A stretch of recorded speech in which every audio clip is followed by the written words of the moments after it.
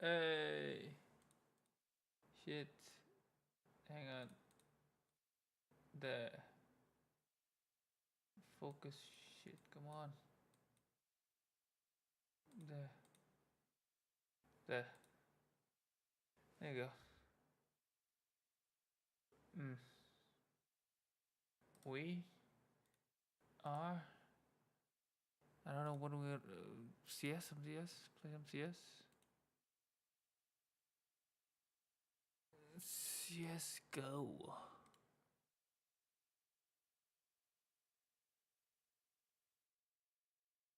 Oh. Shit.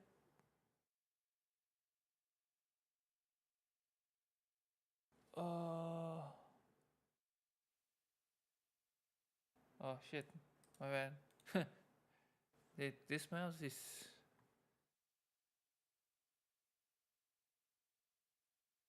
Uh.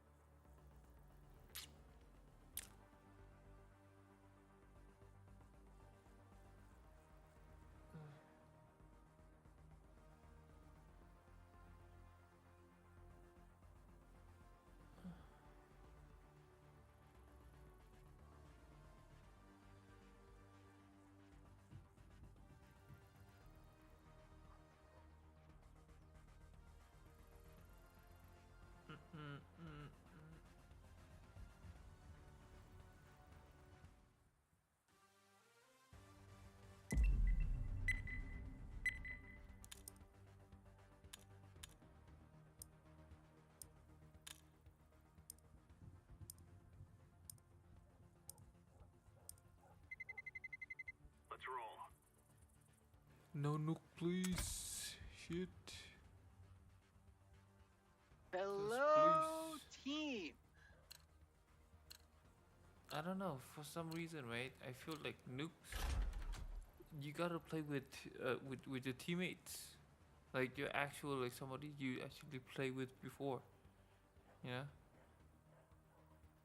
If you play with randoms, it's just in. Oh, it's like creating more problems. I feel like.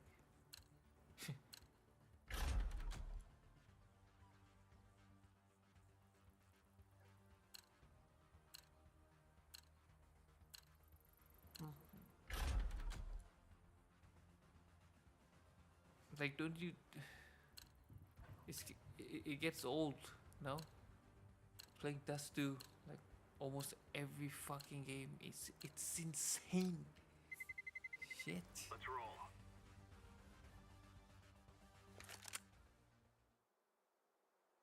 And I still suck. That is the worst feeling, you know? Dude.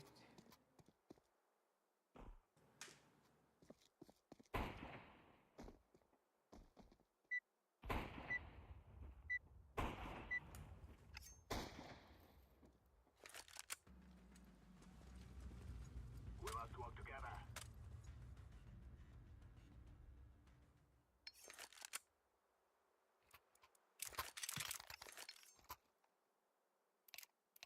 Affirmative. Go. I got you.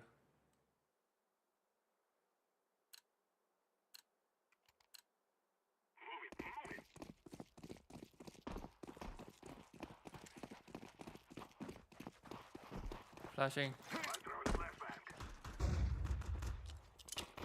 Throwing smoke.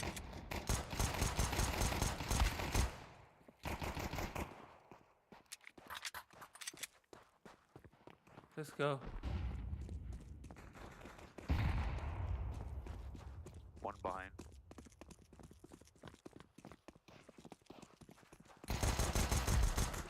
Glass is long. He might be capped. I'm planted. Bomb has been planted.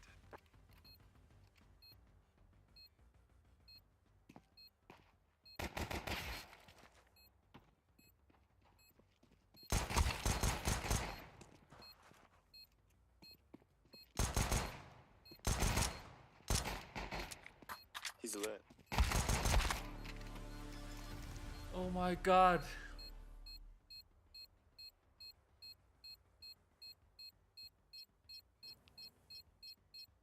Bomb has been defused. Counter-terrorists win.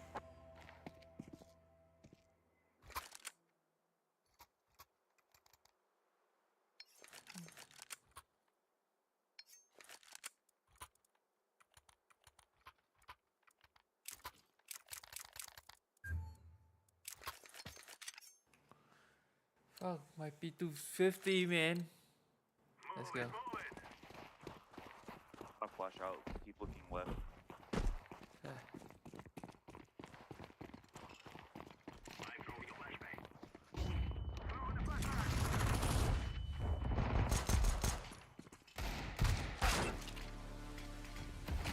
Doing cat.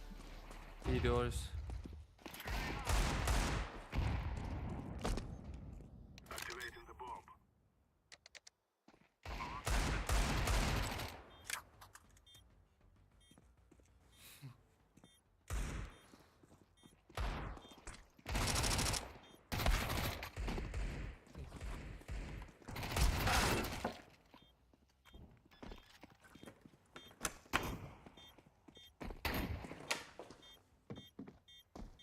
I don't know, I'm high as fuck. Bomb has been defused. Counter-terrorists win. And I think we fucking suck. Or I suck.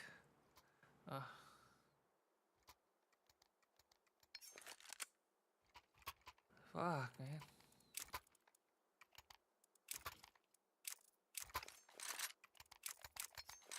I can fake. This is our fight. I'm throwing a flashbang. Flashbang. The guy's out. Smoke.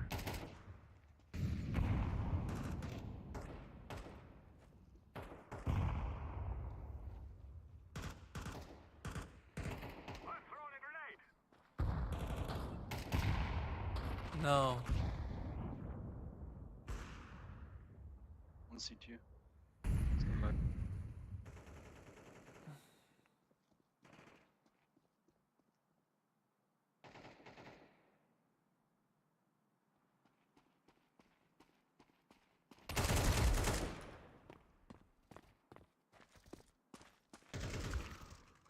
Counter-terrorists win. Okay.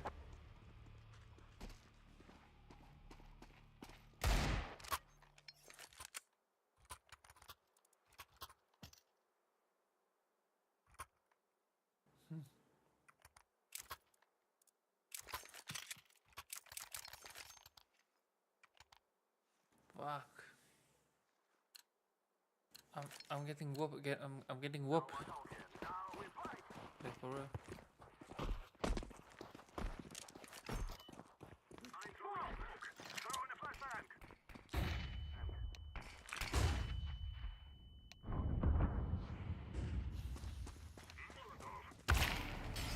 On site. Fuck. No way. Dude. What the fuck?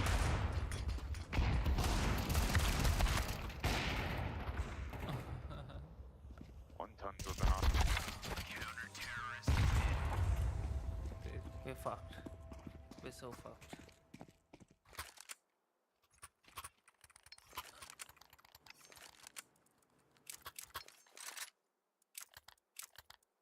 Why are you guys on these freaking servers, man? Holy. Okay, guys, please flash me out long. Somebody. Purple. Yes, yes. Purple, please help me out, dude. I got you. Flashing. Flashbang. Throwing the flashbang. Throwing smoke.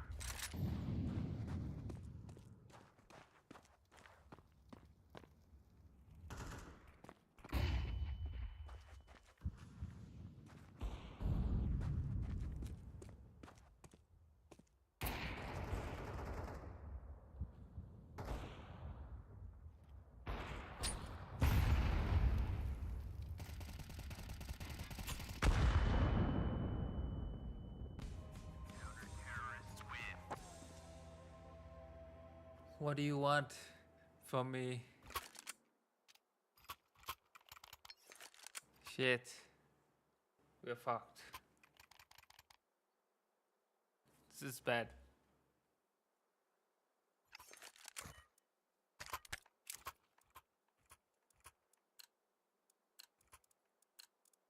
It's time now, my brother.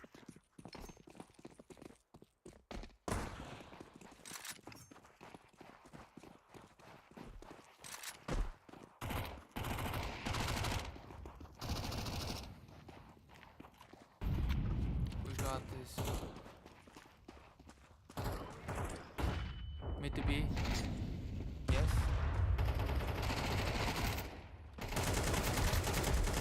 I got him. I got him. Yes, let's go. Let's go B. Catwalk. No. Grenade. Let's go.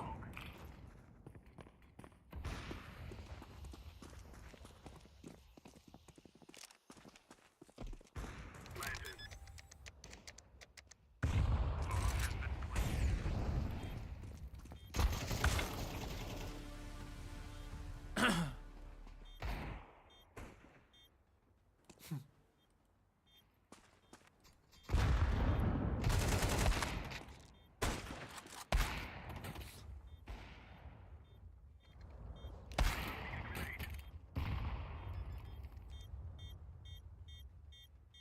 You have an op, and why are you trying to freaking nade him? Counter-terrorists win.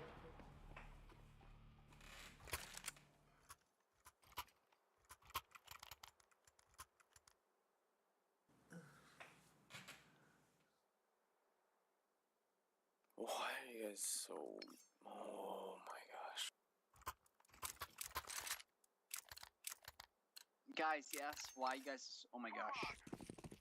How do you feel?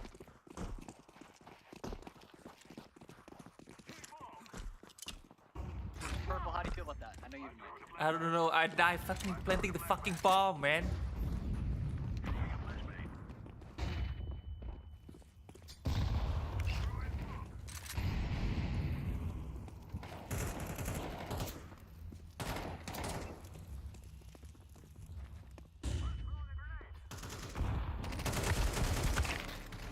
On site. One.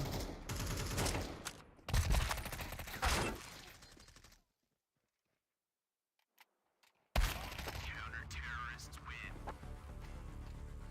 Fuck, how do I feel? Shit.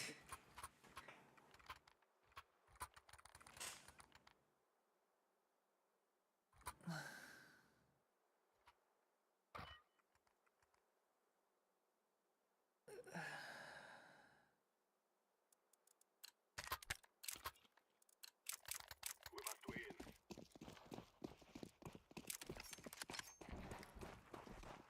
Throwing smoke. Throwing a flashbang. I think it was like here, I think. Smoke.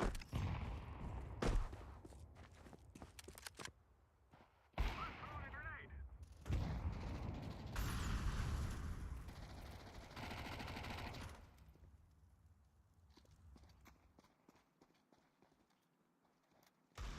Grenade out.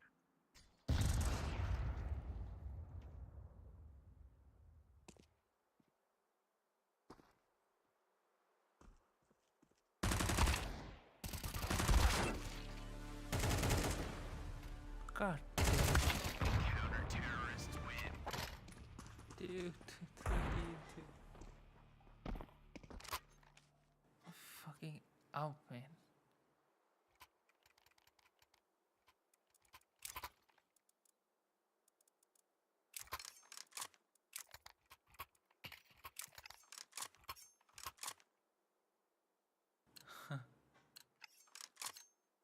Let us go.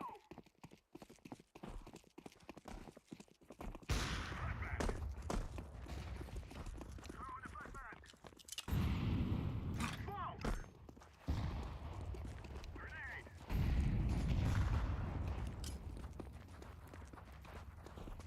Smoke. Grenade.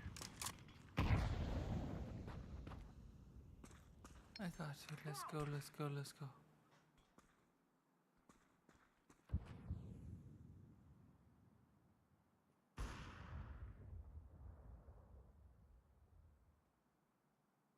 Hop around just a little. Time to go, time to go, time to go. I planted the bomb. Bomb has been planted.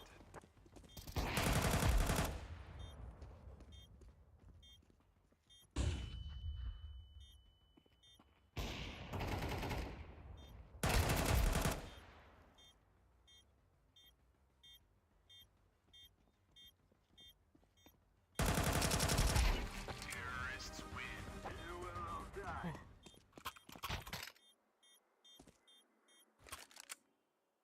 I can drop. Ooh. Oh. Mokuensu. Oh. You peeing right now? Stream in 8K 420p. We will make them regret it. Fuck, no way. Mokuensu. What's up, man?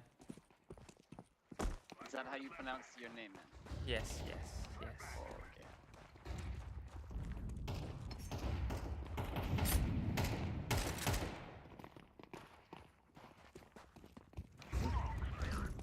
Now this one is because I Well, have if to your lower place the AK latency, man. Mokuensu. I don't want you guys have to read the audio after.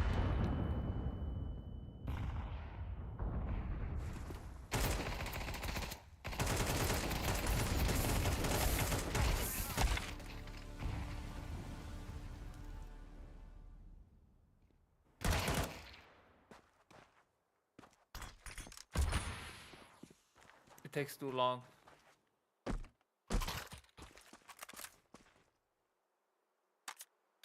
In order to do 4K at low latency, you gotta be at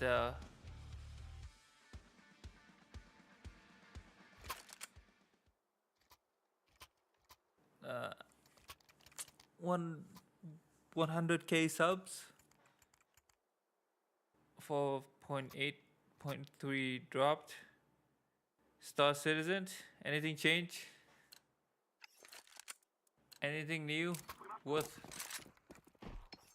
knowing? Or it's just fix some bugs or glitches?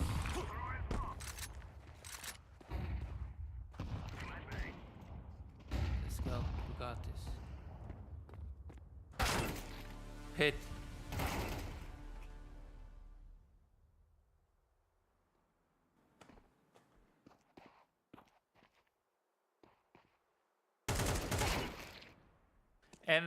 And they never fixed the laser for the ROC Grey Cat. They never fixed those. Xenophobic event is back. Okay. Okay.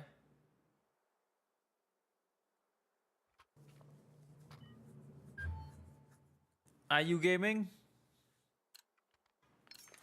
Are you gaming? Come on, let's go. Or planning to game?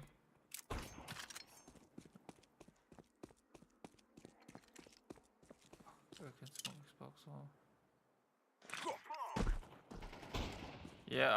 Yeah, the beam is never straight. It's always, I don't know, crooked. No, it's not crooked, but it's like when you can. it's not it.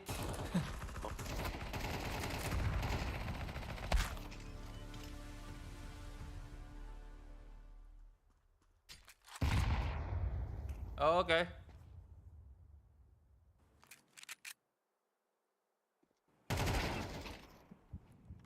Go to sleep, bro. Go to sleep. But then I truly appreciate that you dropping by and say hi, man.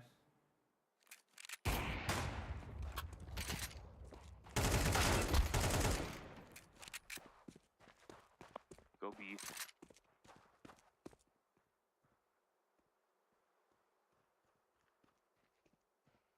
No, he's like, and I'm not going B. Activating the bomb. Grenade. Bomb has been planted. Terrorists Ooh, waiting. good half, good half.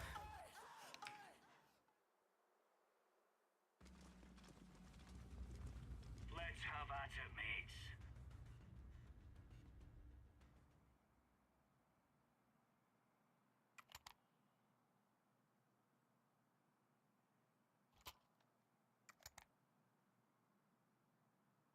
Come on, now you can see feet, man. Mokuensu. Remember, this is bandit country. Why do you have no profile picture, Mokuensu? Throwing a grenade.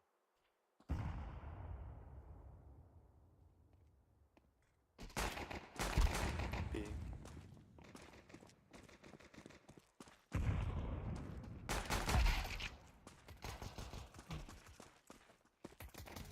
Counter-terrorists win. Woo.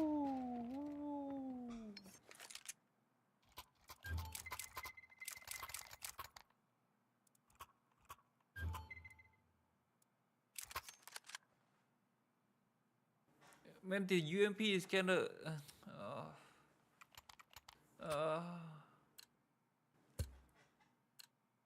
Let's show them who we are.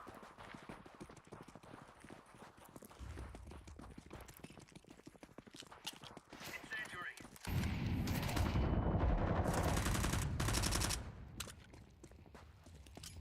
Grenade. I knew it.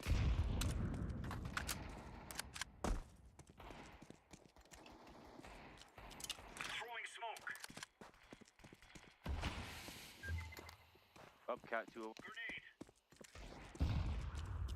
Throwing flashbang.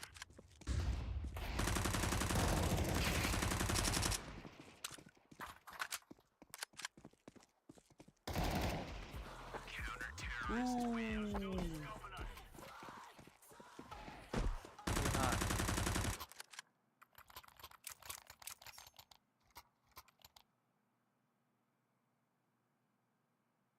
You return your RAM to Mokuensu.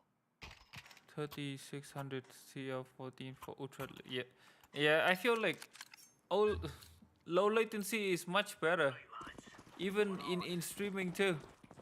It's less stress on it, but the experience is much better now. I think 4K and I think it's not long. Deploying flashbang. Low latency is easier to stable than frequency at the high latency. That makes sense. Like fast at high latency.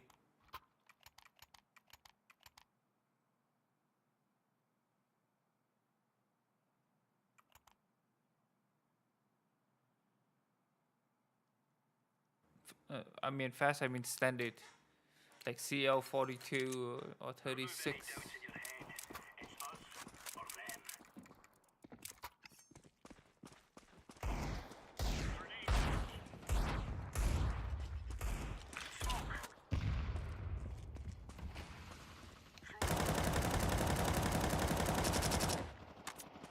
Throwing a grenade. Going cat. Deploying flashbang. Up cat. Going up, cat. Throwing flashbang. Laying down smoke. No.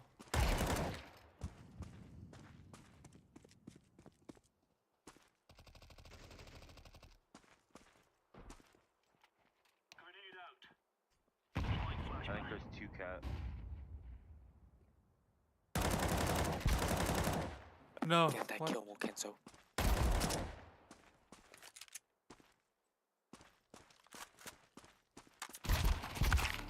One CT. Alright, man. See you, Last let one's us cat. know.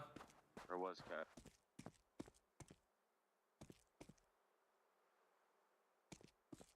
Dude, how the fuck did he? Bomb has been planted.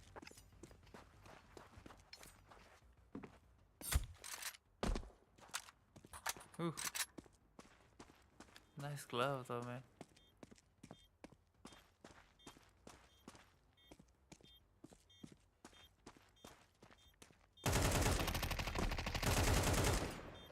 Alright. Oh, I did hit him. I did fucking hit him. Fuck. Bomb has been defused. Counter-terrorists win. Easy peasy lemon squeeze.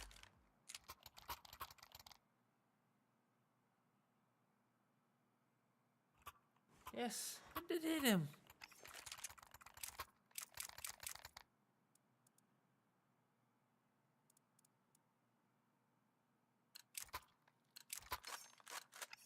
They're gonna wish they were never born. Incendiary.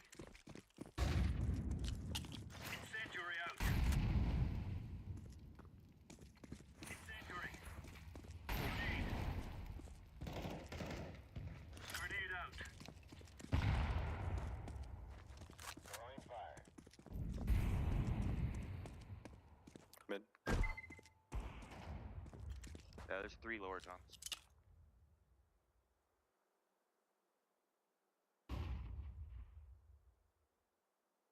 Smoke. I gave up middle. One CT. CT.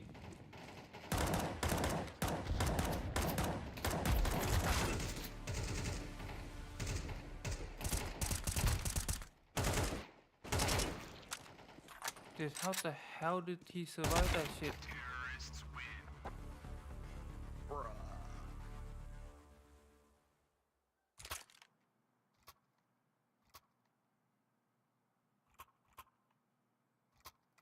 That's just insane.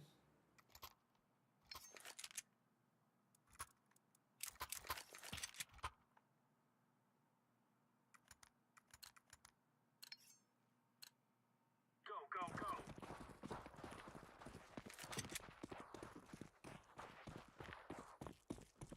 Grenade.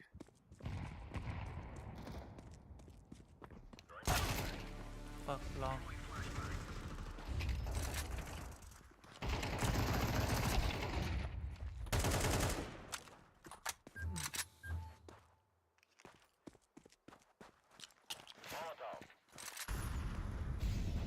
Lower tongues.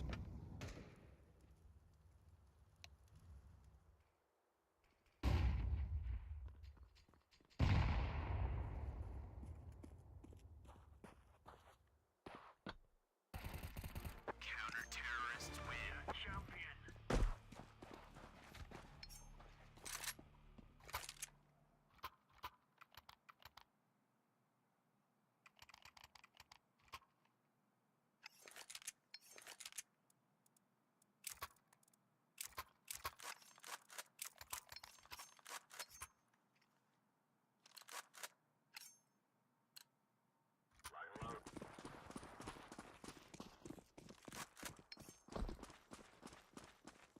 Smoke. Incendiary out. One's creeping down mid. Throwing a grenade. Decoy. Throwing flashbang.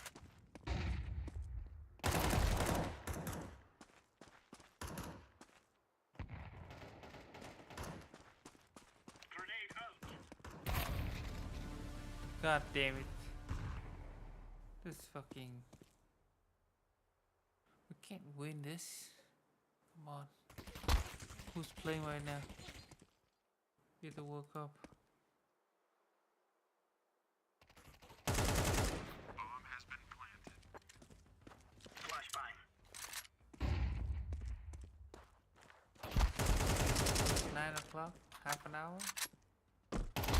Switzerland and Algeria. Ooh. What more? Australia, Egypt, Argentina, Cape Verde. Terrorists win.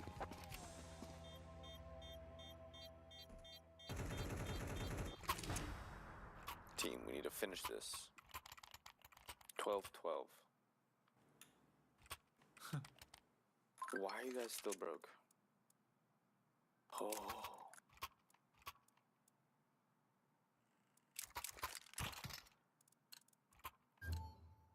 we rushing in? Or are we going sneaky beaky like?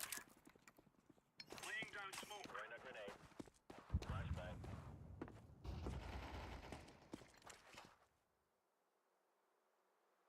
Smoke!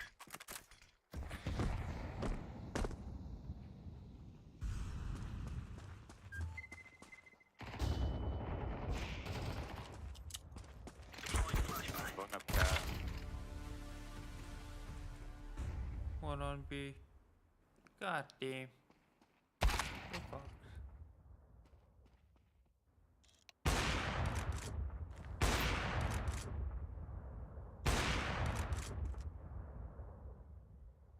No way.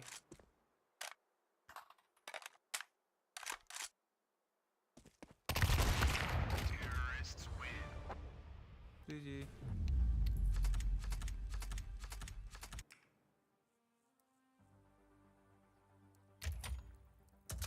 That sucks.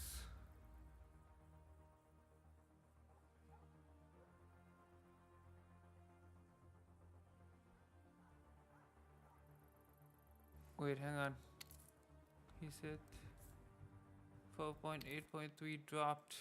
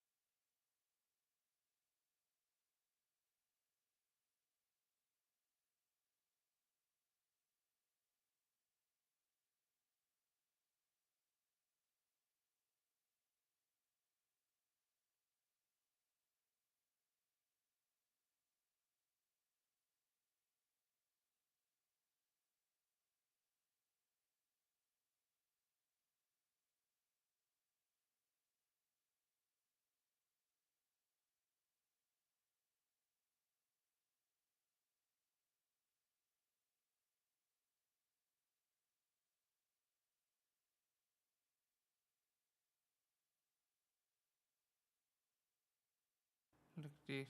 What the fuck?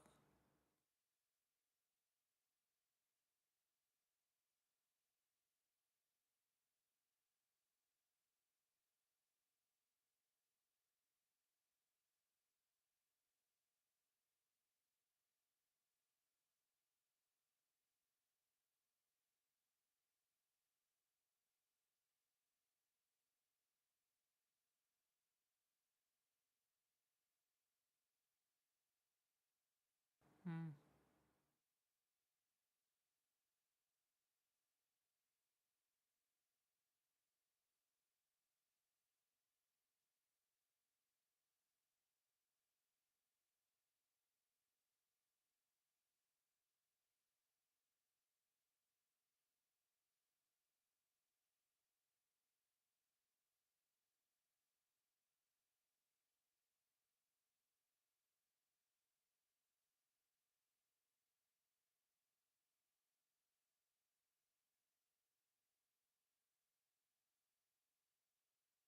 Does it?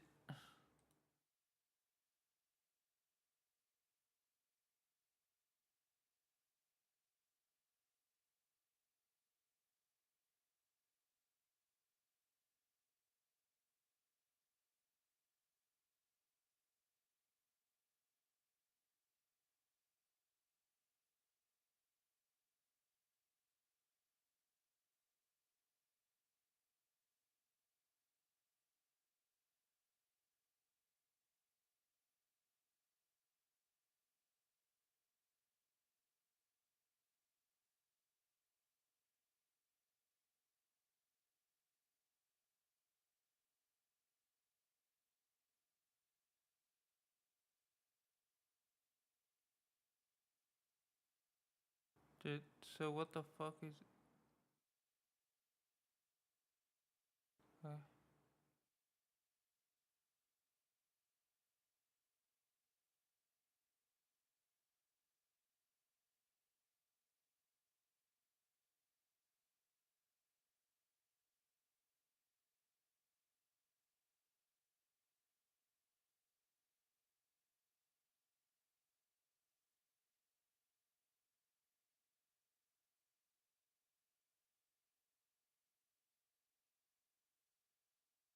Star Lancer.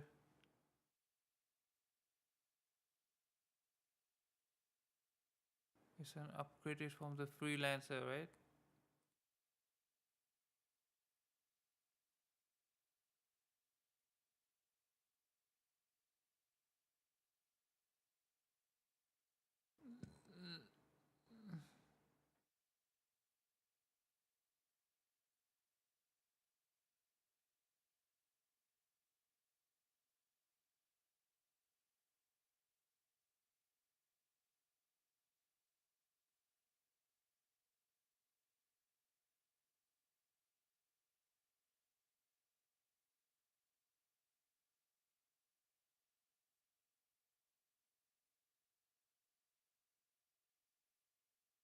Star Lancer Tack.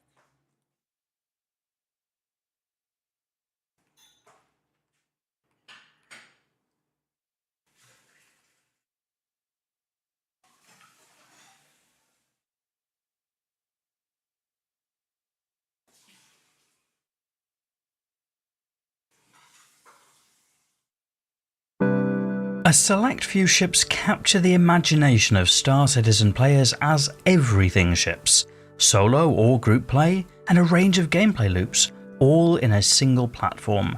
And that's something that the Starlancer Tack sort of does, with cargo, medical, hangars, and guns for days. But is it fun for all the family? How does the Tack perform in-game? I'm Forrester, and this video will review the currently flyable MISC Starlancer Tack, which is described on the Star Citizen website as a patrol ship. If you've seen other ship reviews on this channel, then you'll be right at home with this video, which follows the usual format. It's split into 5 sections, starting with a ship tour, assessing combat performance, reviewing handling and visibility, looking at the operating costs and we'll start the tour for the Starlancer Tack by approaching from the rear and the starboard side. A short walk around the starboard side of the ship reveals one of the large turrets that's sited on each side of the lower deck. Also on a starboard side is the elevator, which can take you up to the lower deck or the upper deck.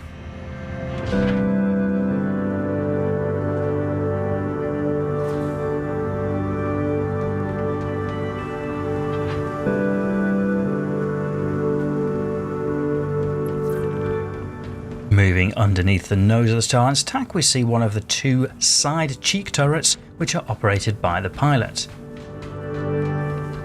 And then between the cheek turret and the ground support turret on the port side is the airlock.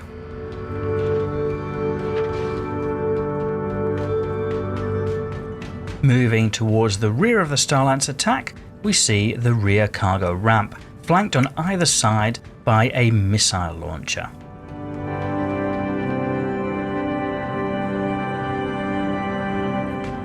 The rear ramp is operated by a button on the side.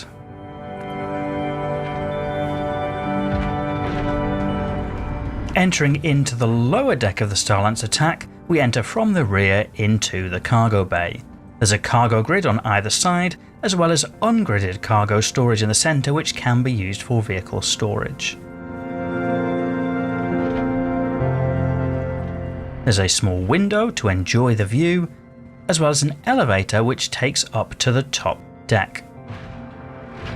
There's an elevator on either side of this rear cargo bay, and they both lead to that top deck.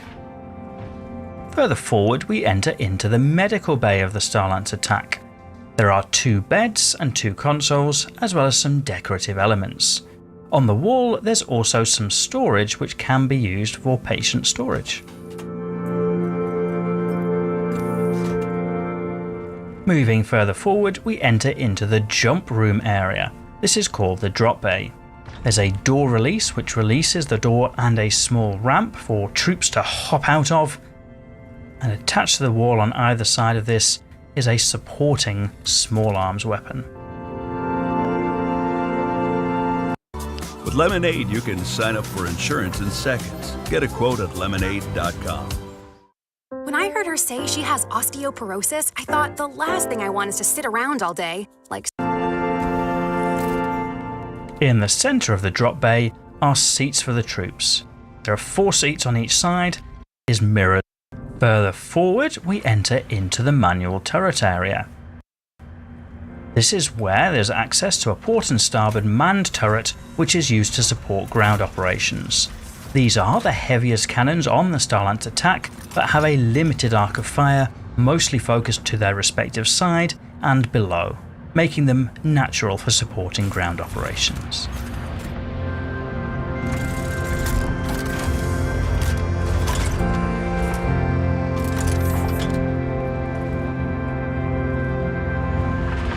Moving further forward on the lower deck, we enter into an access corridor. This holds the airlock, as well as a ladder to the upper deck.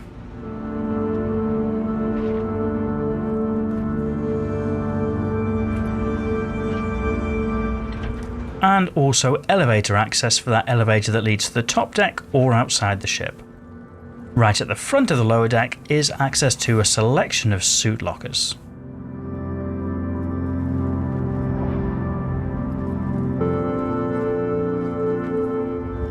To tour the top deck, we'll move all the way to the rear and enter via one of the 2 elevators in the cargo bay.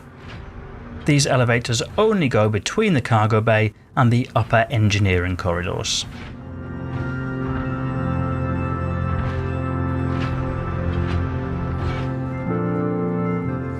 Moving towards the rear of the ship, we see the hangar bay. In this case, the hangar bay is populated by an M50, which is one of the larger ships that will fit inside. The hangar bay is described as being ideal for a Fury. On the wall, there's a nice, robust-looking manual release for the hangar doors.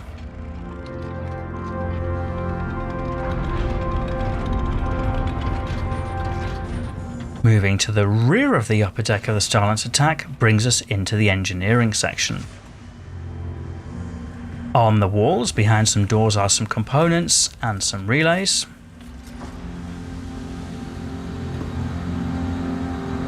Crew turrets, similar to the usual MISC style.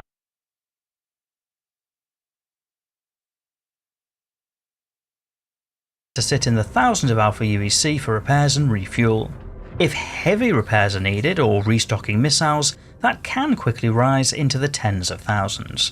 But as a bit of an everything ship, there are lots of options for making that cash back. Despite the slow speed, the TAC is a fairly natural bunker runner, both solo or as a group. Solo pilots can park away from the target zone and use the vehicle bay to bring something into the area, backed up by the medical bay aboard and oodles of space for loot storage. Group players can use the anti-ground weaponry to knock out turrets and create a landing opportunity. The vehicle bay could alternatively be used for ground miners like the Rock. No, I think no.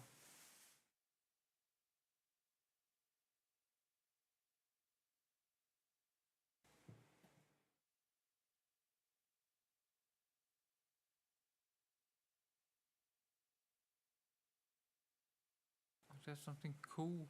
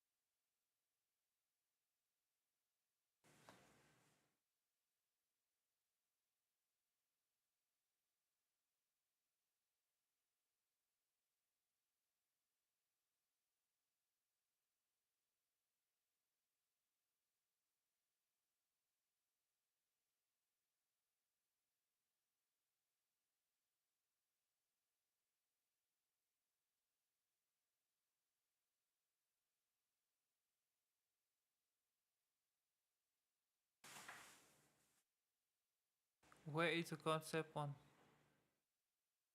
Filters.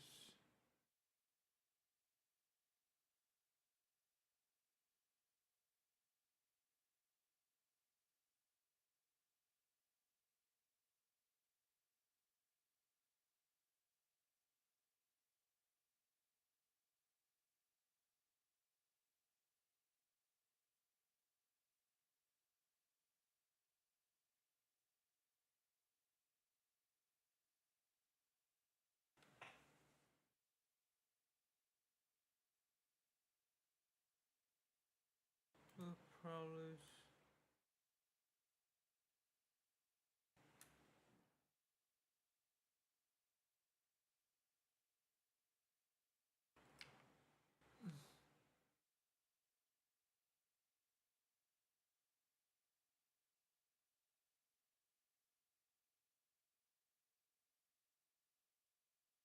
Four point eight.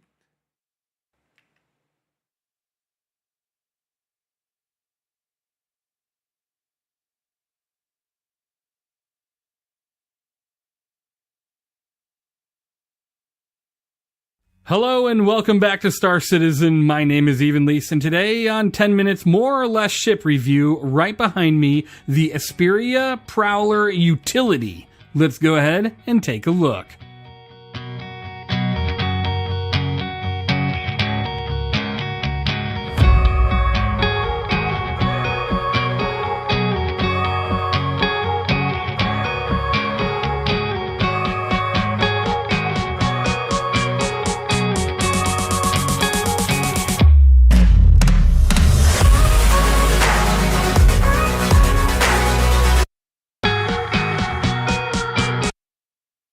So I really appreciate its replica or not. It is where the price tag stands. It is an alien ship, and that is why it's such a high price tag. Now, to some people, that won't make a difference. If it's alien or not, that price tag is ridiculously high for what you get with this ship. And with that, you do have a 21-minute claim time, or if you're to expedite it, it is 5 minutes and 15 seconds. That is something hopefully they'll drop down in the future before, going bonkers with the claim times.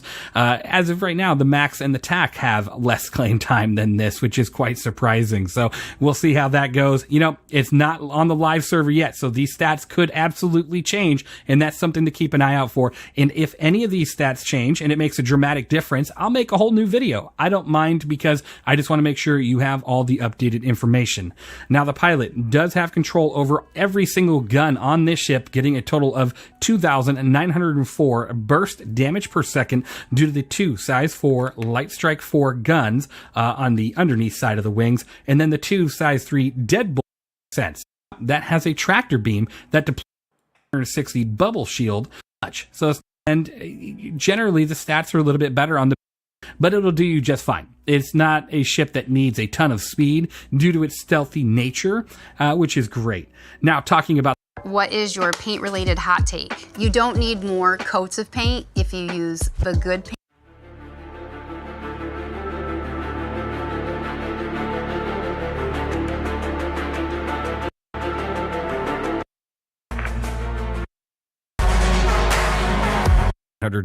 with a 340 forward boost, a 190 backwards boost, and a top nav speed of 1000. So it's pretty fast in the nav run. It's a little bit faster than a C2 or into the first person, and it's not too terrible. Outside of that, this ship has released without really any game-breaking or ship-breaking bugs overall. Now, from the exterior of the ship, we're going to take a look at that massive cargo grid, 640 SCU, and it's super easy to load as well. It all fits right here on the back, and it is such a tall ship, I gotta say, but it is so easy to load. And I'm not even talking about with this, I'm talking about with the built-in tractor beams, one here and one right over here. Loading this thing is a cakewalk using those tractor beams. Even when the wings are expanded, you're thinking, well, it might not have the greatest angle, but my team had zero issues. It was actually a little easier to see the bottom of the ship and get the cargo off. It was a great time. With that in mind, let's go ahead and take a look at the rest of this ship. Oh, really quick, watch this. If you were to go to the pilot seat or the co-pilot seat, you can expand the protected grid for this cargo. What this does, it might just be visual for right now, but it also just looks really good. You know, it's a visual change to the back of the ship. The cargo looks more protected. It might actually secure your cargo as well. It's a pretty cool thing. I think it looks awesome. And I'm happy to have more things like that on a ship like this. Now, let's go ahead and get inside of this ship. All right, so let's go ahead and bring this up. I pushed this back a little bit because sometimes when it's a little too close, it'll kick you right off. And honestly, even if it falls off through desync or whatnot, it's very easy to bring it back on board. As you can see, there was kind of a moment like, uh-oh, the desync, it just fell right off. The physics aren't good. And now my door is going to close. What do I do? Well, it's very simple. All you got to do is hit this door button here. It's just a door button. It's not going to move your elevator. Then you can go ahead and grab your tractor beam. You can go ahead and grab your geo. Let me get a little closer. There we go. Grab your geo and bring it right on up. All right, once you make your way onto the ship from the only entrance that this ship has from the ground, you are presented with this beautiful room. A lot of the times your ship's lights will be in an auxiliary state or an emergency state, but I'll show you exactly how to get the ship out of that. But first, let's take a look. Once we get onto the ship here, to the left, you have an armor locker. You have a weapons rack. Let's go ahead and open that up. It looks gorgeous. Ah, how beautiful. You got 2 rifle racks and multiple handgun or multi-tool slots.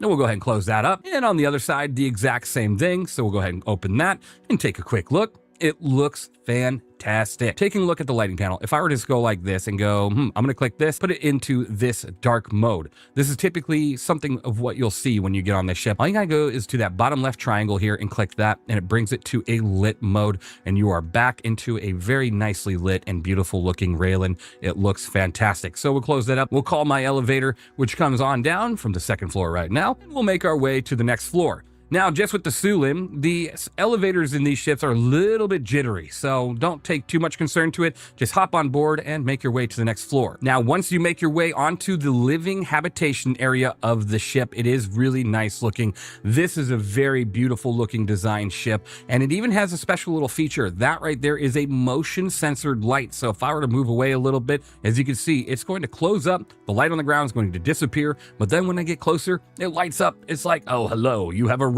to your ship. Let me light the area for you. And you even have that in the cockpit as well. Now, the first thing you see to your right is the area that you're going to go ahead and make your food and have a great old time doing so, right? And you got a lot of beautiful looking architect around here with the nice waterfalls, which is very, it consumes you. It's here and it looks amazing. And then if you look over here, you got a nice little ice cream maker, a little coffee maker, a little mini fridge. I mean, it looks fantastic, right? And then you got these doohickeys that go up and down. I think it looks really cool. I don't know. Maybe this is like a lunch serving station. You can grab a plate or something. I'm not too sure. I'll have to read up on that. Now, if you go across the way, it's really nice. You have a nice bathroom area over here. A little bit more stuff, hologram fish, some starfish, some really nice looking areas. And then you make your way into the restroom. Now, with Xi'an culture, they use this as their toilet. So be very careful not to stick your face in there or your hands. And then, as we would in humans, we would go ahead and use the nice little toilet here and the toilet paper dispenser right here. Now, this is at a very low ankle height. So when sitting down, your knees might be in your face, but it's all right. At least it's better than using that. We'll go ahead and walk out of here, and the same over here is another bathroom, and it looks really good. I have to say, the architect of the ship, the sounds, everything is just phenomenal. I am very, very happy with this ship. Now, if we make our way towards the back, first thing we see right next to the elevator is 2 hallways. Each one of these hallways, oh, look at this. It's in a state of disrepair, right? Let's go ahead and get those lights back on. It looks great. This hallway here has 2 escape pods and is replicated in the hallway over there. 2 more escape pods, a nice window area to go ahead and view outside the ship. You have a little bit better view once these wings are, expanded, with a nice little bench here. You can go ahead and sit down. Well, only 1 seat, but hey, that's all right. You didn't want company anyways. Now, once you get into the turret, you're going to see this thing has a fantastic angle of every direction you're able to go ahead and shoot, and it's just fantastic. This is probably one of the best turret angles in the game. Now, I have to say, with the turret being so far off the ship, it also might make it one of the easiest turrets to hit in a fight, but hopefully that's not the case because you're just outpouring a lot of damage. And what you'll see in the PvE footage here in a moment, you'll see it's just amazing. Now, I'm going to hop out of this turret seat, make our way over here really quick to the side wall, and show you that the side wall has a component access area, probably a battery or something in the future, but you just press that and there it is. Looks really good. The way that everything moves is just so cool. And it has the same thing over there. Fire extinguisher. We saw another fire extinguisher downstairs. I forgot. Sorry, fire extinguisher. I'm so sorry. It's over there, right there. See, Fire extinguisher. I love how much windows are in this ship. Being able to view everywhere, you can look up and see the cockpit. You know, it's very nice. And then you got this one here, and it looks really good. It's just so many windows and everything. It looks fantastic. Now, if you walk your way just back here, this is the beautiful living area for the crew. You can go ahead and sleep, sit down, store things. It looks great. And each bed does have its own personal storage. You go ahead and click that, and it's 1,000,000 micro SCU. Now, if you hover by one of these walls, this wall or that wall, you have a different experience. Go ahead and listen in. I've got this. Protect your family's dreams. What a shot! Under the American Family Insurance roof. Specialty Appliance provides personalized experience by really true ship with great. If you have a bubble, now let's go ahead and close it, as well as another motion sensing your cooler.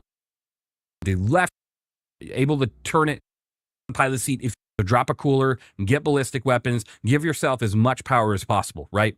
And then the second thing is, honestly, it just has minor visual glitches. It's really nothing crazy. The elevator's a little annoying. Every time you jump, the elevator goes down to the bottom floor and you kind of have to go down the slide to get back to it. That can be kind of frustrating as well. But you do have a massive amount of firepower and everything seems to be really great. If you're comparing it to something like a C2, this thing is kind of, in my opinion, it's better. It's easier to load. It just feels great. But if you're looking for more of a multi-tool ship, then the C2 might be your route, right? If you're looking for this amount of cargo or a little bit more with the ability to carry vehicles and stuff, this isn't what you want to do. But this is absolutely the ship you want to pick if you're just looking to do strictly cargo and have a beautiful interior doing it. And I think it's extremely easy to load the cargo too. Again, if you compare it to the C2 requires additional tools like an ATLS. It doesn't have onboard tractor beams. It has an annoying cargo grid. This thing, you buy literally 20 containers of 32s and it loads the grid perfectly. Just 20 boxes of 32 SCU containers. Hello and welcome back to Star.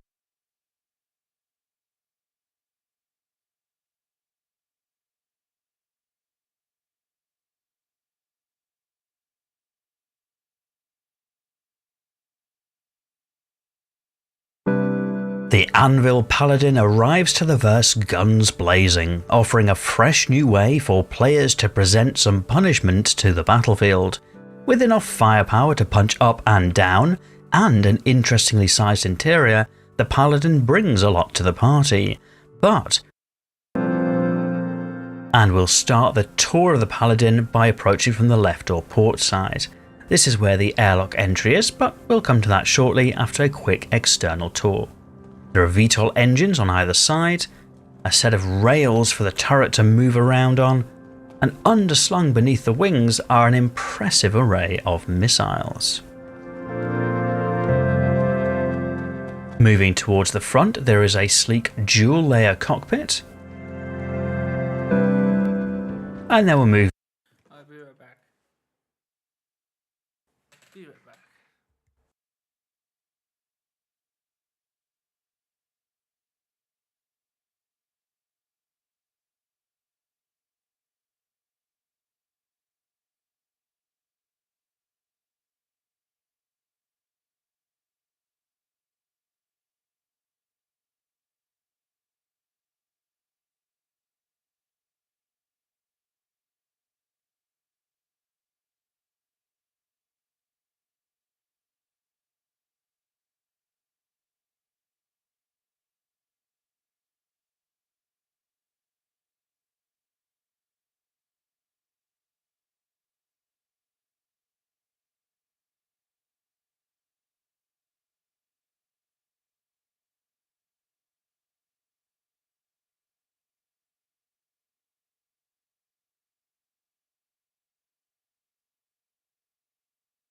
Back round to the port side where we started to open the airlock.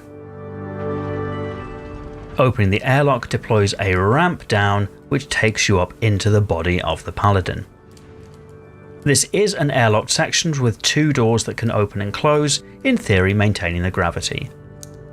In this first room there's a little bit of an armoury with a weapons rack and some armour storage. And then we move into the bottom of the lower deck. On the walls of this deck are various buttons which open up to display component access, as well as the stairs to the top deck. There's a 4 SCU cargo grid, which takes singles or doubles. And once again, plenty more component access hidden behind a button.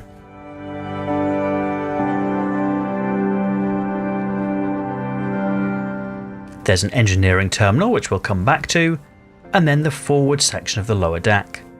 Here there's a ladder which leads up to the upper deck, and some stairs down to the 2 gunner stations.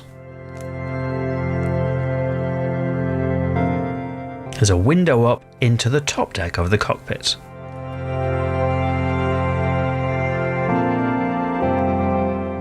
And here is the engineering terminal and fuse relay station on the lower deck. Moving up the stairs, we get to the upper deck.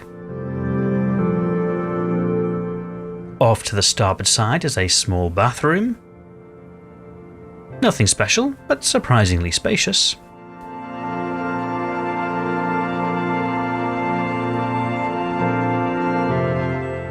And then on the port side is a small seating area, as well as a kitchenette.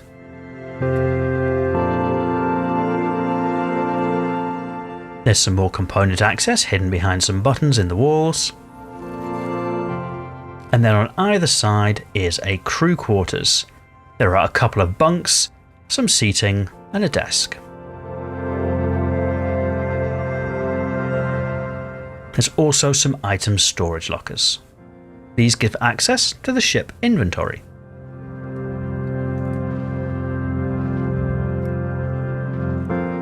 Once again, there's some more component access hidden on the walls on the starboard side, as well as a second mirrored crew quarters, once again with seating and item storage and the 2 bunks.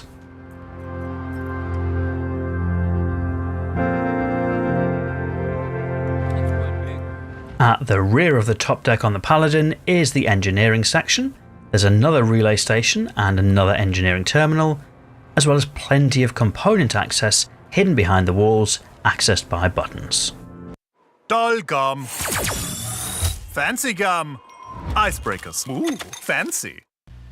Right now, America has a shortage of over 20,000 gunsmiths.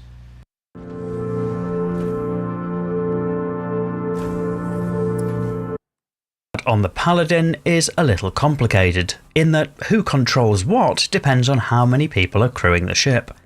The big guns are 4 size 5 weapons, defaulting to Galdarine laser repeaters mounted to a turret controlled by the co-pilot.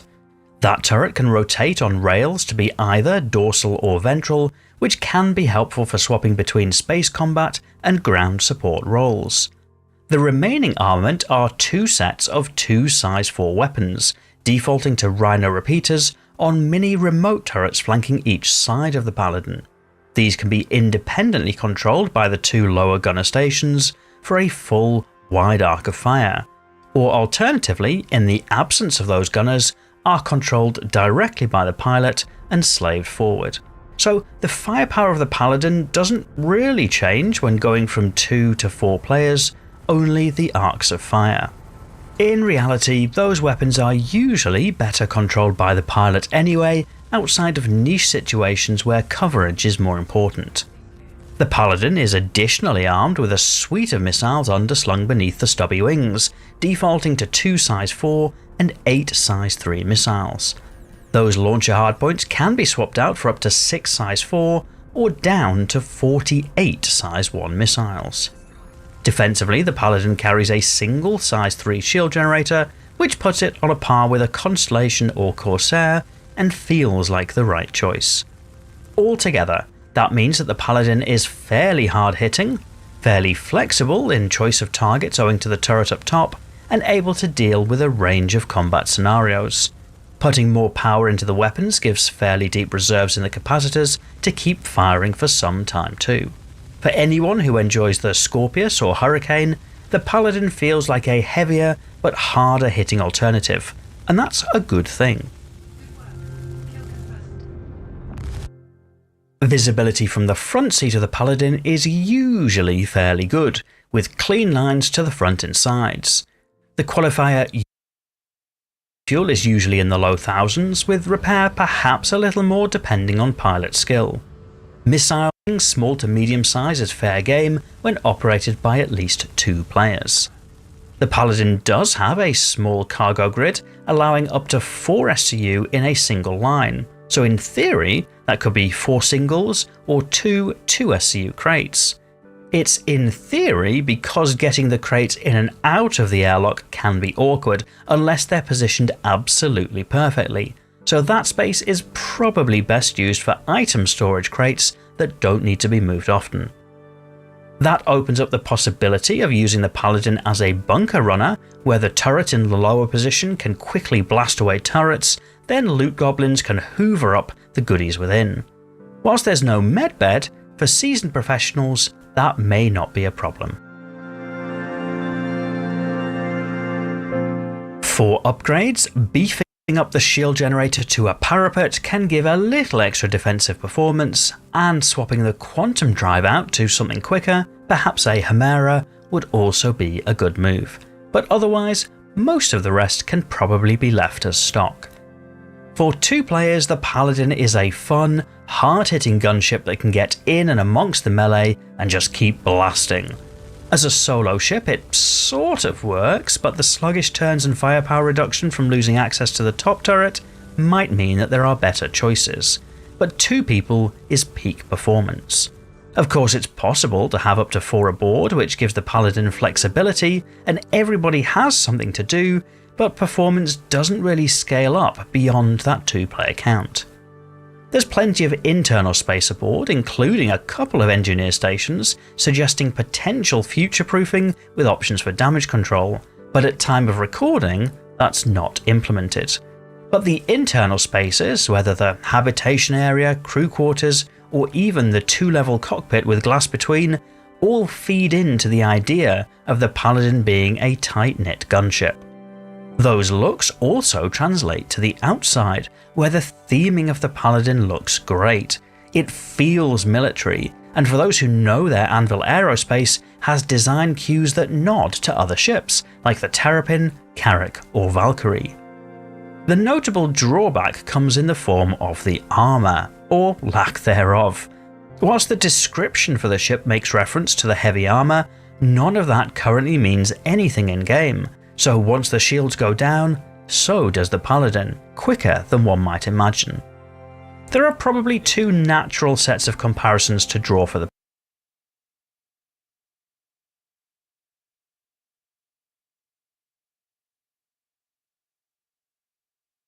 Hello and welcome back to Star Citizen. My name is Evenly.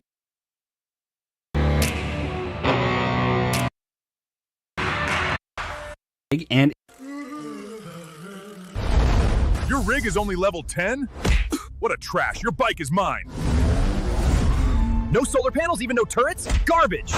It's a bomber, so it's got, quite a bit going for it, and we're going to talk about what that is. First of all, so thank you for being on to this bounty in this thing, even without a crew, especially now that you have more control over some of your guns.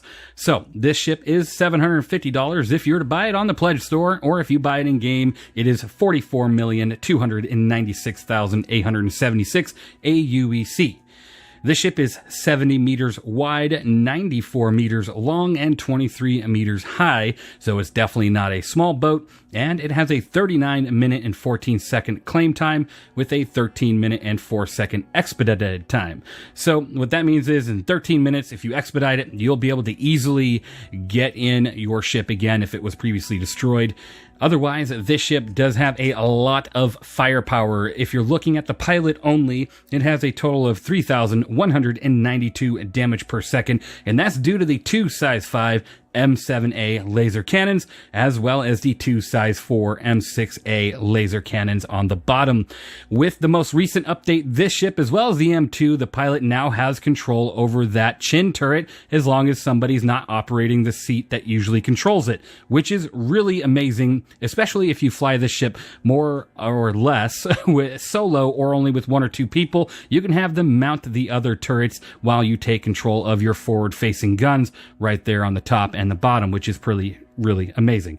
Now you do have 6 remote turrets, giving a total of 6,680 damage per second, which most of them are on the bottom of the ship. You only have one up top, and that's on the rear. And that kind of tells you right there, this ship is meant to bomb a target while strafing it from underneath. Now, if you're being attacked, you can absolutely roll this ship, even though it rolls really slowly. You can roll it and hope that these turrets are able to help you in some sort of self-defense. Now, with that, you do have the 2 size 4 M6A laser cannons. You have 2 size 4 CF447 Rhinos. You have 2 size 5 Omsky 9 laser cannons. You have 2 size 5 M7A laser cannons, and you have 2 size 5 CF557 Galdarines.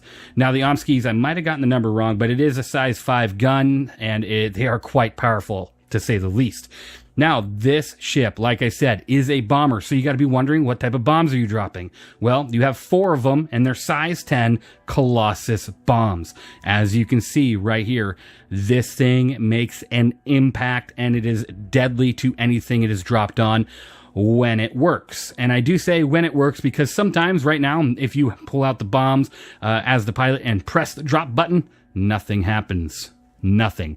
But which is really weird, because then if you cycle through and you swap back, sometimes the bomb will just drop right then and there, and not when you intended to. So you might be in a little bit of trouble if that happens. But when they do work and you are hitting your target, they do massive damage, clearing whole battlefields of targets from ships, tanks, infantry, it doesn't matter, it will do it. Now you also have a great defensive capability outside of your weapons with 3 size 3 shield generators, giving you a total of 156,600 quadrant shield. Now that is a... I thought it would be like a...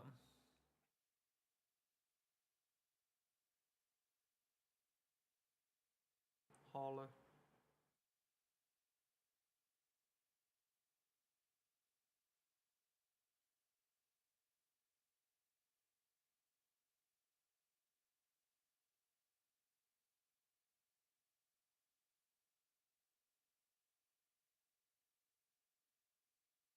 Blade.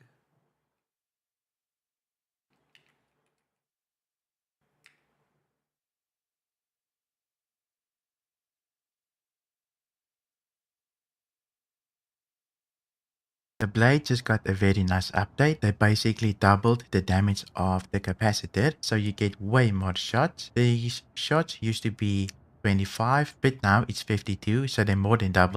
Amazing targets. They're done. Cooling down up to 8 times faster? That would be cool. Only at Sleep Number.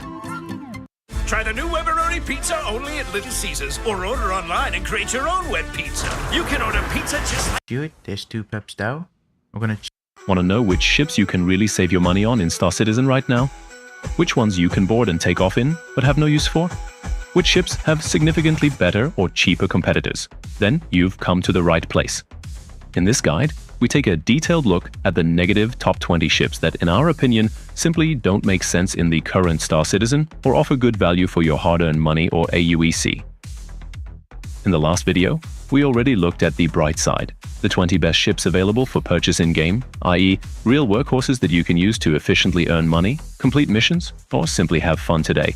We're turning the coin over and looking at the dark side of the verse.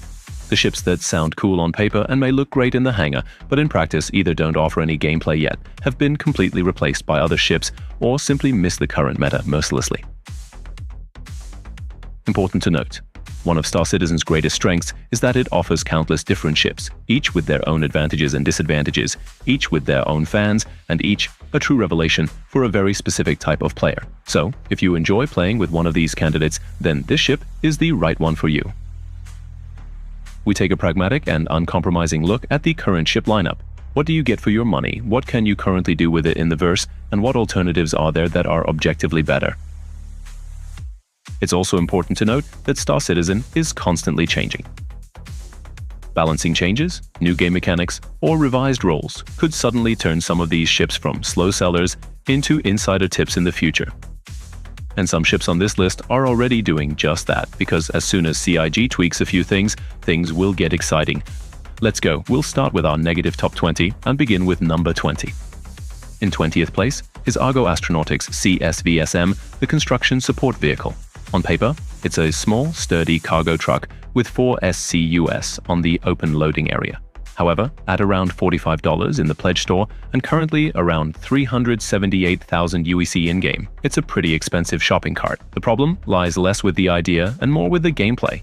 Everything the CSV-SM is supposed to be able to do can currently be done faster with a tractor beam or directly with a ship. Theoretically, you can use it if you're traveling long distances on foot or want to haul a lot of loot from an outpost. But thanks to the revamped tractor beams, you can just take a 1 SQ crate with you, and it will obediently follow you everywhere. The only option for the CSV would be to secure valuable cargo from large facilities later on.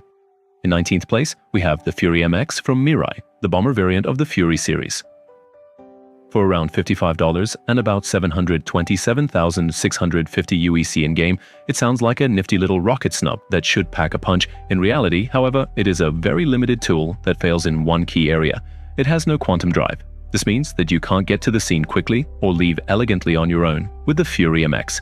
You always have to have it parked somewhere, launch it from a hangar, or call it up on a pad, so it relies on a carrier ship or suitable infrastructure. But if we already have a ship with a hangar and are traveling together, we want to make good use of that hangar space. And that's where a Sabre Firebird is simply the better choice. More missiles and, thanks to its quantum drive, it can also be used solo, which fits perfectly with the hit-and-run principle. Fire all your missiles, activate quantum, and disappear again.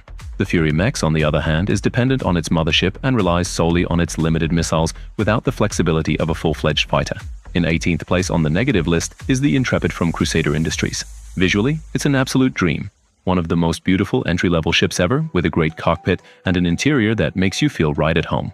It costs around $65 in the pledge store and currently around 700,000 UEC in the verse, so it's anything but a cheap starter ship. The problem is that behind the beautiful facade, there is unfortunately little substance. The 8 SCU cargo is distributed across 2 poorly usable lifts, which makes loading with standard crates unnecessarily fiddly and almost renders the cargo hold useless in practice. The armament and components are below average for the price. And this is where it gets critical for us. For significantly less money, you can get a Cutter, a Mustang, or an Aurora starter ship, which are significantly cheaper and in some cases even more powerful. And in the Intrepid's price range, there are much more attractive candidates that are larger and more versatile, most notably an Avenger Titan. The bottom line is that the Intrepid is a beautiful showpiece with a great atmosphere, but weak cargo solutions and poor performance for a price tag that is far too expensive. In 17th place, we have the Drake Herald, a ship that has been around forever but still has virtually no practical use today. For around $85 in pledges and about 1,285,200 UEC in-game, you get an extremely fast data runner that was built for one purpose only: to transport data from A to B,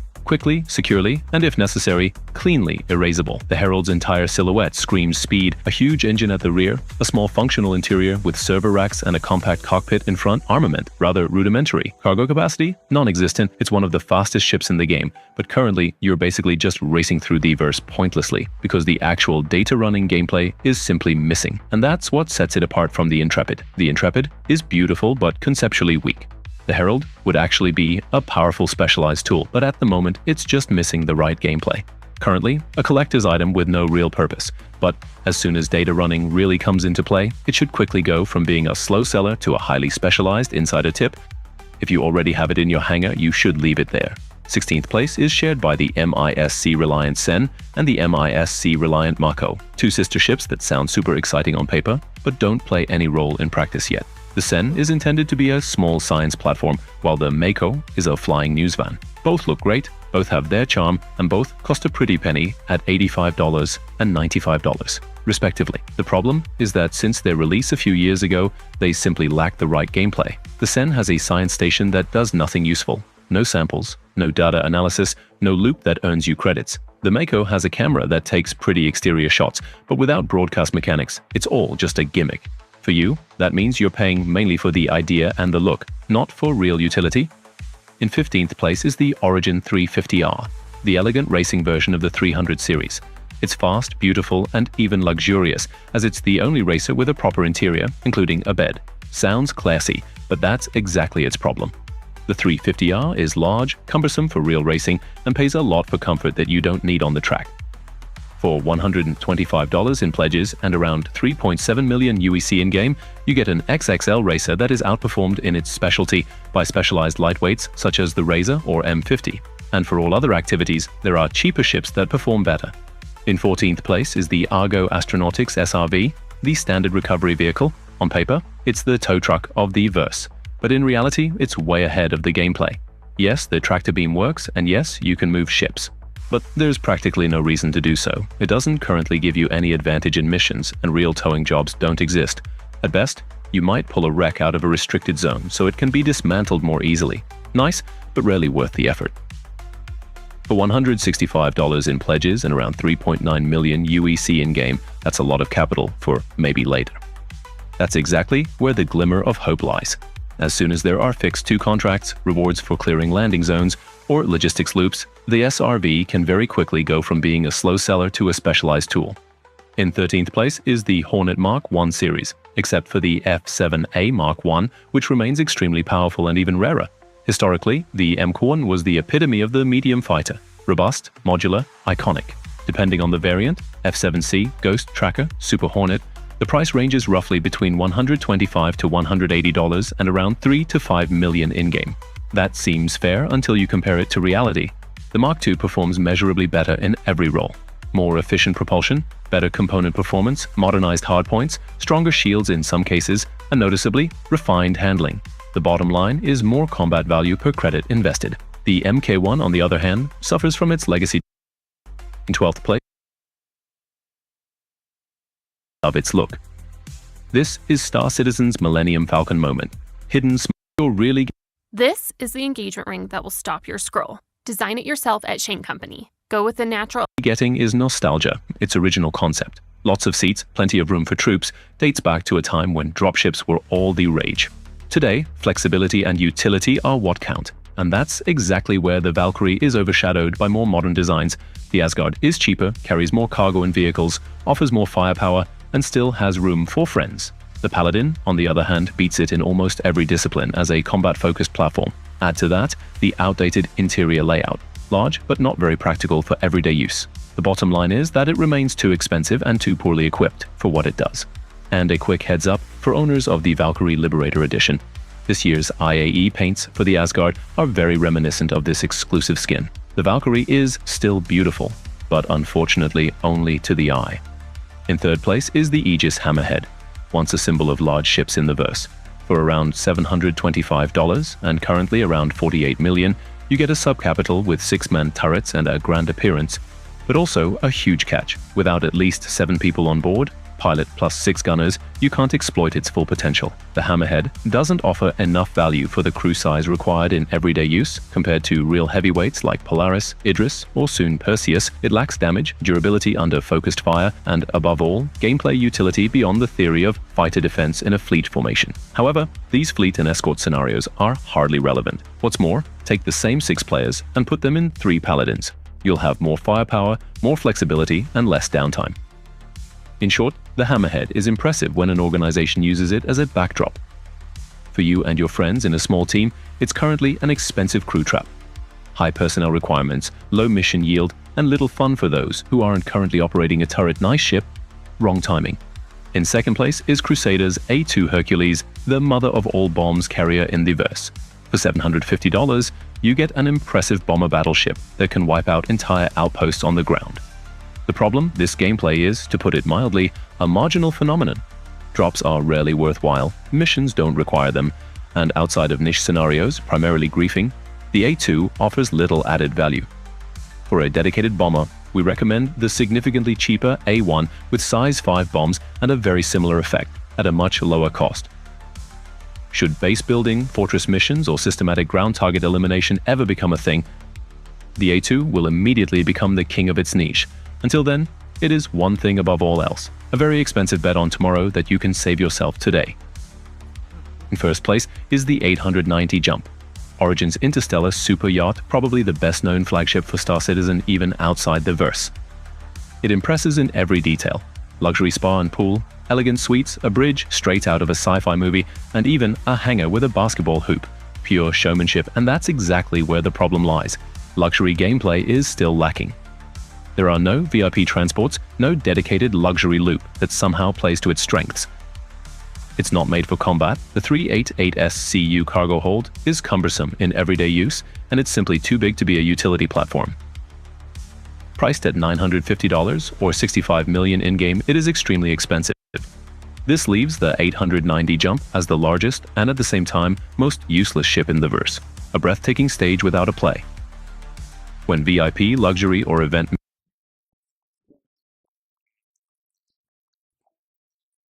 If you're playing Star Citizen solo, you're probably wasting AUEC on the wrong ships. Today I'm ranking medical ships. None of the solo ones are better than the Cutlass Red when it comes to versatility. Sure, the Apollos and Terrapin are tougher and have better medical beds, but they don't give you the same freedom as the Cutty Red to do almost anything, from bounty hunting to planetary mining with a rock rover in the back. The Cutty is not only cheaper, but thanks to its armament and toughness, it's more than capable of handling itself in a fight, whereas the Terrapin has no firepower and the Apollos don't have the maneuverability. Number 2, the Argo Mole. Mining is more important than ever in Star Citizen, and even though the Prospector falls more into the solo ship category, the Mole is very easy for a single player to operate. Every crafting blueprint requires some metal or mineral, so there really is no better time to get into mining. Start with a golem, upgrade to the Prospector, and end up with the Mole. The jump between Prospector and Mole is massive, as you can now carry 3 builds and haul significantly more ore per run. Sure, you'll be running between turrets half the time going up and down ladders, but with the right builds, you don't need to leave those nice, big, juicy rocks behind anymore like you do with a Prospector or Golem. Number 3, the Aegis Reclaimer. Mining is great for steady income, but if you'd rather pick apart the remains of the verse for pure profit, we need to talk about the King of Salvage. I know the Reclaimer looks like a ship that needs a crew of 10 to operate, but it's very easy to solo. Just know that you'll be running back and forth between salvaging arms and stacking boxes in the back. But it goes much quicker than you'd think and will fill up your pockets with AUEC real fast. Best in-class end goal for any solo salvager, even though cargo grids seem to be bugged for some in 4.8.1. Number 4, the Misk Starfarer. Refueling has officially entered the verse in patch 4.8.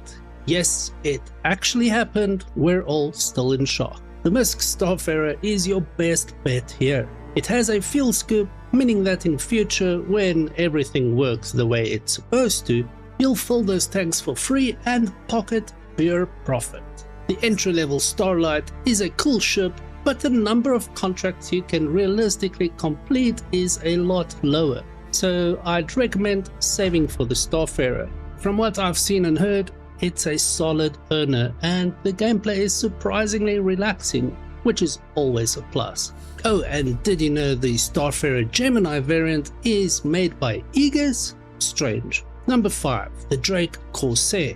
You can't ignore the 2953 ship showdown winner, the Drake Corsair, which of course beat the then newly released Vulture in the final bracket. It's tough, rugged, packed with firepower, has space for cargo, and can carry some vehicles. It's just slow as hell, which is my only real complaint. There's also the smaller, less expensive mini Corsair, the Drake Clipper, which is the logistical previous step for anyone who loves these ships. While I don't personally reach for the Corsair all that often, its popularity as one of the best solo ships in Star Citizen is undeniable. Number 6, the RSI Hermes. I was skeptical about the Hermes when it first launched, but because I liked how tough the other Apollo ships are and how they handle, I figured I'd give it a shot. It's got that tractor beam on a rail, which helps a ton with holding big cargo boxes. But honestly, that's not even the best part. I hate hauling, let's be real. But we all need to grind that Kovalex rep at some point if we want to craft the good stuff. So I stacked a bunch of hauling contracts between the same locations and started playing with the ship tractor. Stacked the big boxes going back and forth, then tossed the small ones in with my handheld max lift. After doing this a few times, I never lost a single box, and it's actually fun throwing boxes around without having to care too much about clipping something. Great solo ship with a ton of space. Number 7, the Misk Hull B. Choosing between the RSI Hermes and Misk Hull B is tough, but in the end, the Hull B wins. The Hermes can carry nearly the same amount of cargo and gives you the option of bringing a small vehicle or mech. The Hull B has all its cargo on the exterior, which, when extended, is a long ship. Parking in front of cargo elevators isn't always easy, and half your car.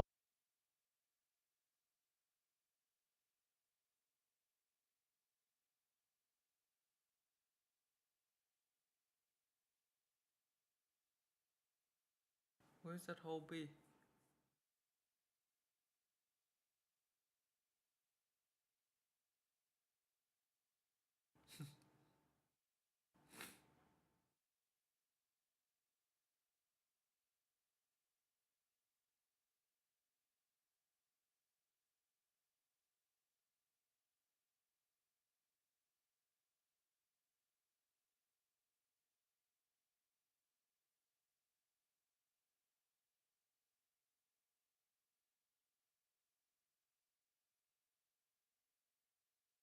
Cargo is on the other side. That said, the Hull B makes it much easier to grind rep faster, because you can plan and organize your deliveries more efficiently. And speaking of fighters that outperform their size, stay tuned for number 10, because it's the only solo heavy fighter that makes an entire combat crew look unnecessary. Number 8, the RSI Meteor. If you're into boom and zoom ships like the Buccaneer, you're going to love the RSI Meteor. Those two size 5 Leonid cannons are better than ever right now. It's still made of paper, but it's fast. Done right, you can wreck most medium-sized ships. If it US Bank Smartly Checking and Savings, working as one to reward you more. Rebates like this come around once in a decade. If you have a furnace, New Colorado Rebates can help you upgrade to don't like being seen, or you're into the more lucrative side of the smuggling trade, there's nothing stealthier than the Prowler Utility. It's an incredibly cool alien cargo ship that gets you in and out of dangerous places fast and unnoticed. The best part? It ships with a top-tier stealth power plant as standard, and that alone makes this deal all the sweeter. Great ship, looks awesome, and perfect for a solo player looking to move goods that maybe shouldn't be moved. Before we get to number 10, please consider subscribing and sharing this video. And remember, I've got one extra bonus ship for you. After the Guardian MX is cool, the Stinger through must, plus the won't make you rich just yet, but the fun factor is completely off the charts. The eager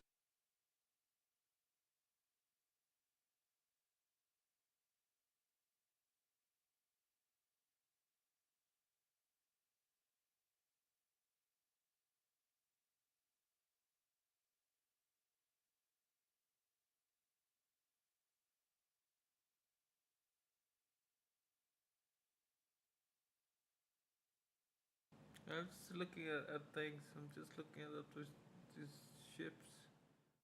God damn. Oh, shit.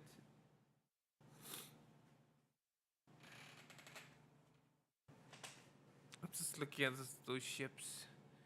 See, what's good? Like, who's winning now?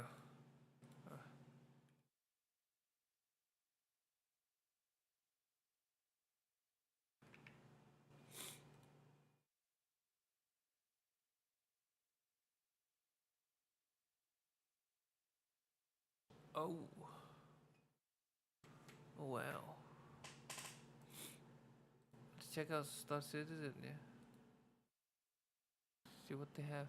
Maybe they have something good. Maybe they have something new.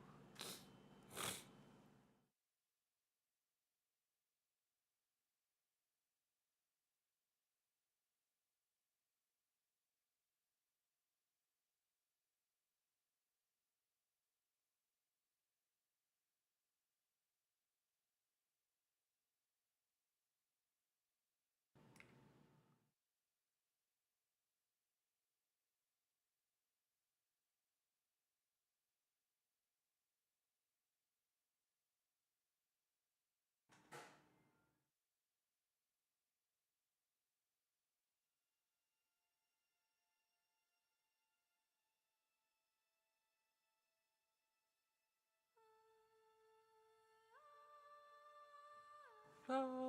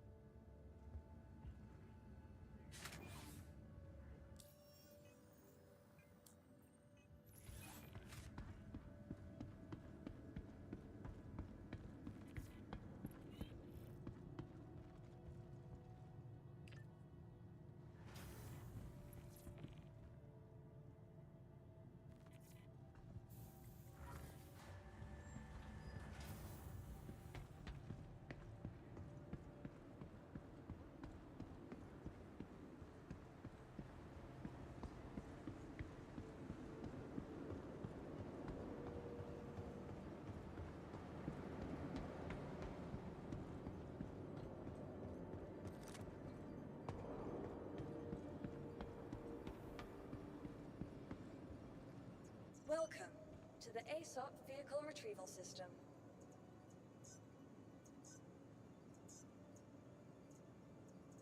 Please visit us again. Goodbye. Vehicle selected. Stand by. Please visit us again.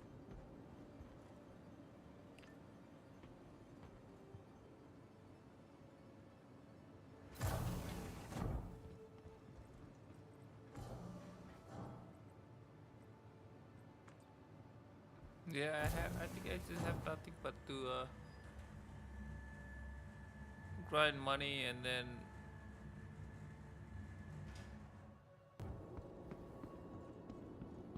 yeah.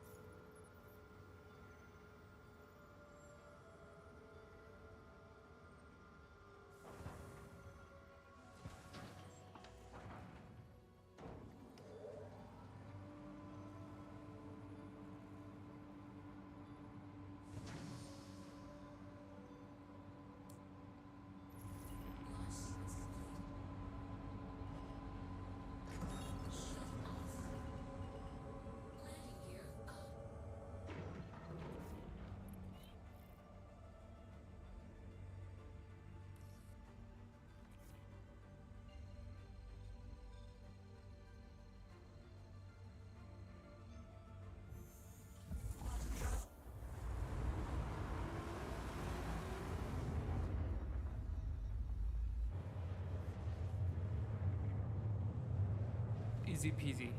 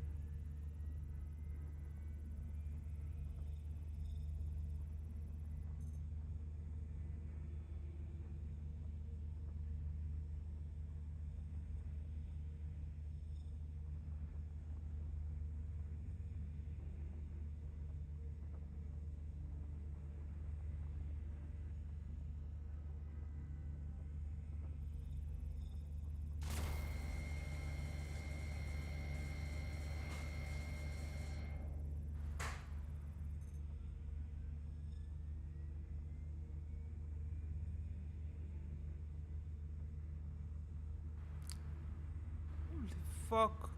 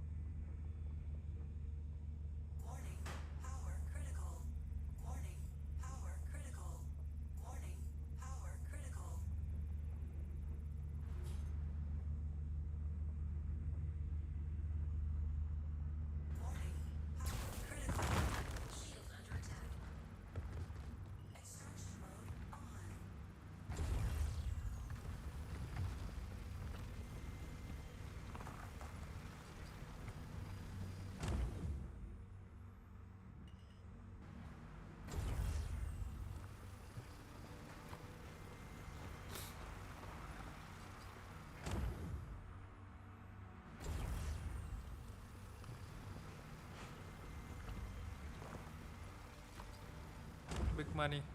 Big money, money.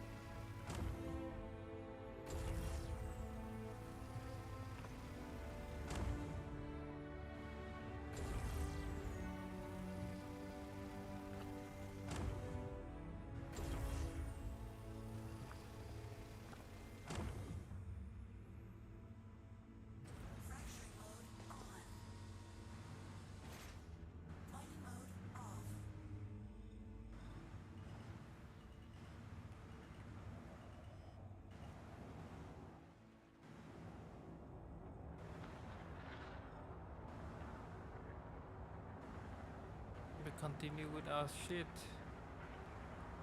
No problem. The ship can take this.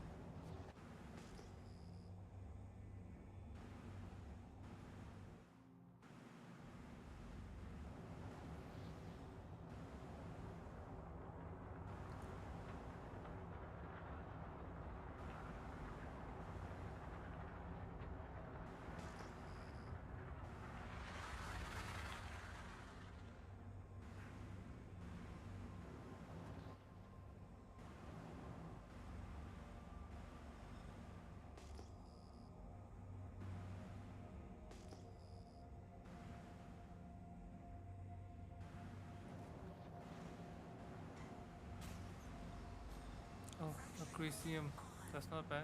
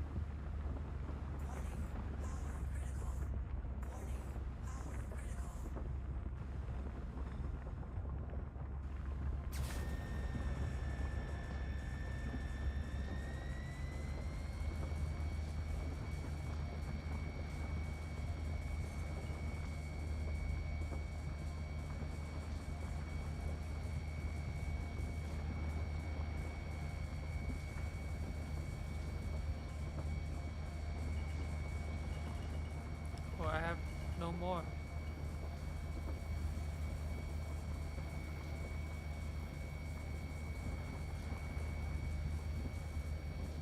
No more boost, man. No more boost. Shit. No more boost. I only can.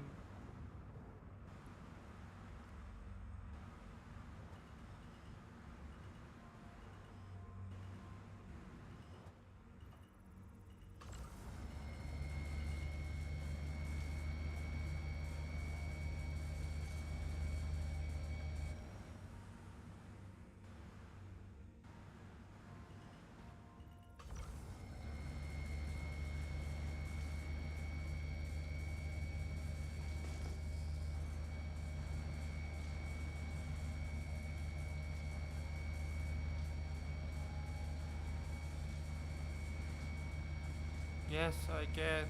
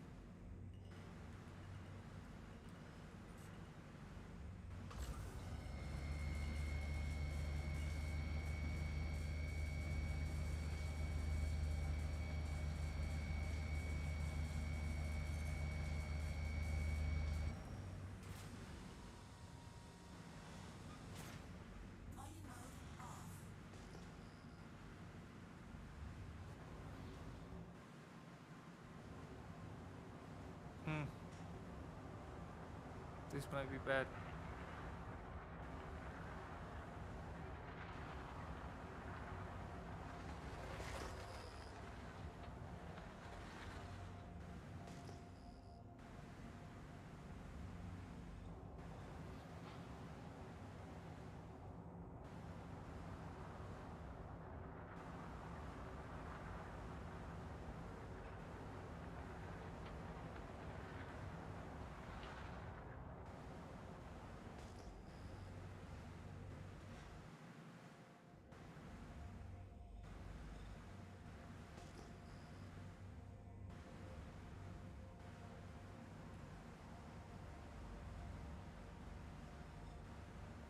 Tarot Knight.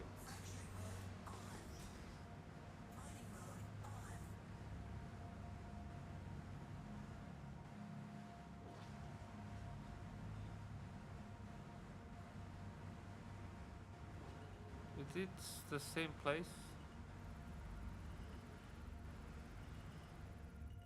Cannot mine these. It's way too big.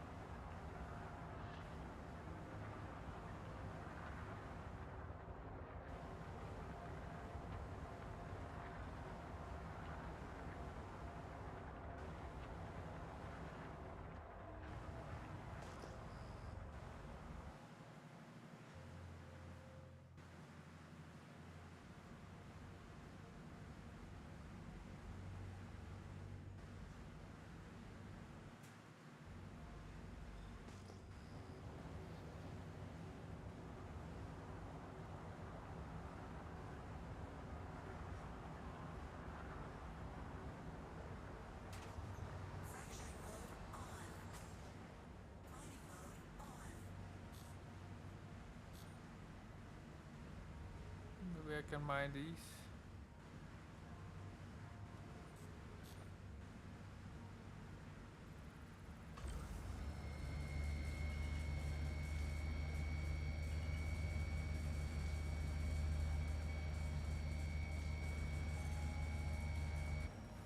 Oh, even these are impossible? Where is it?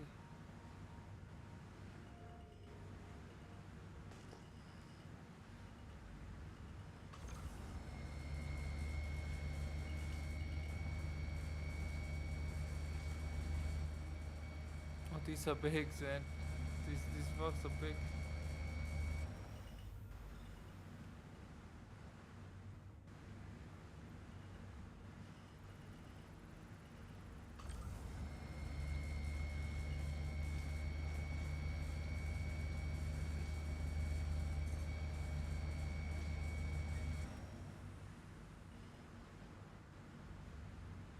Shit.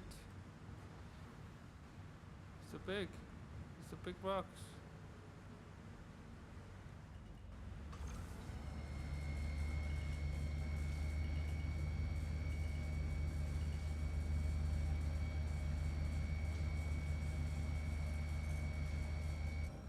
Oh.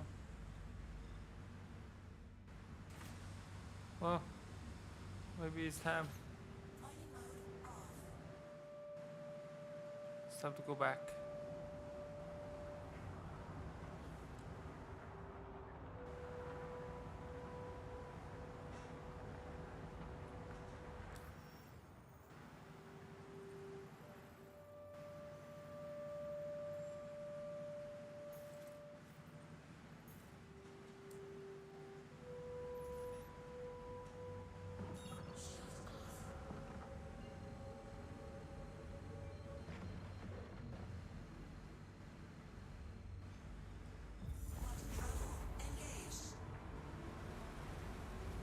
I'm falling asleep, man. It's been a long ass fucking day.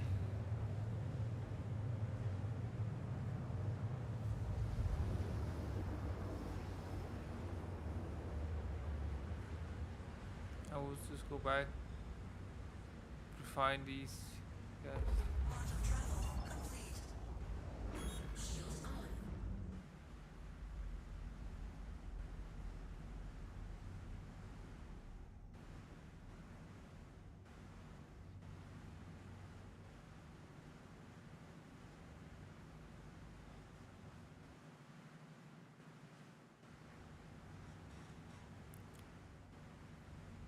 full power.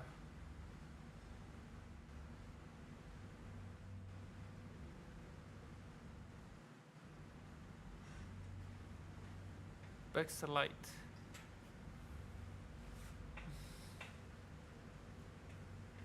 And I don't even bother.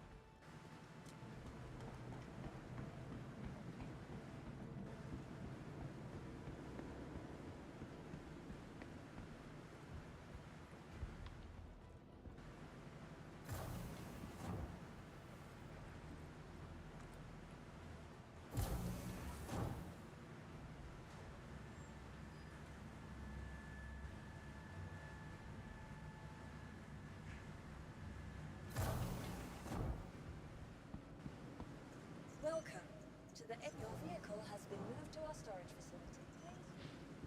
And I'm so sleepy, but yet I don't want to go to sleep, so we keep gaming.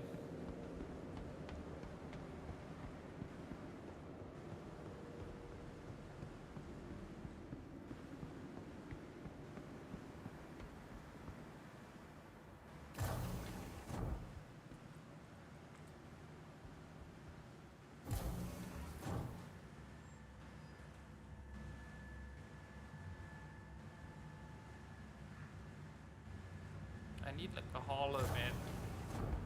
Maybe like a freelancer or something. Today's scheduled waste disposal has been postponed until further notice.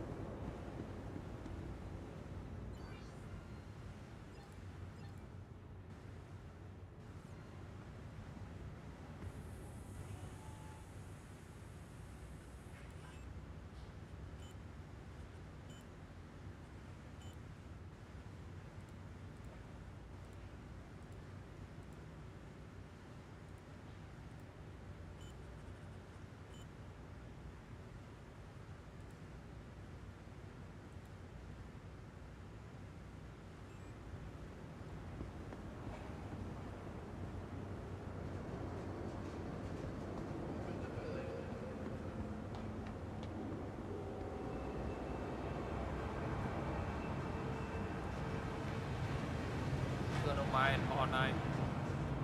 All night. All night, baby.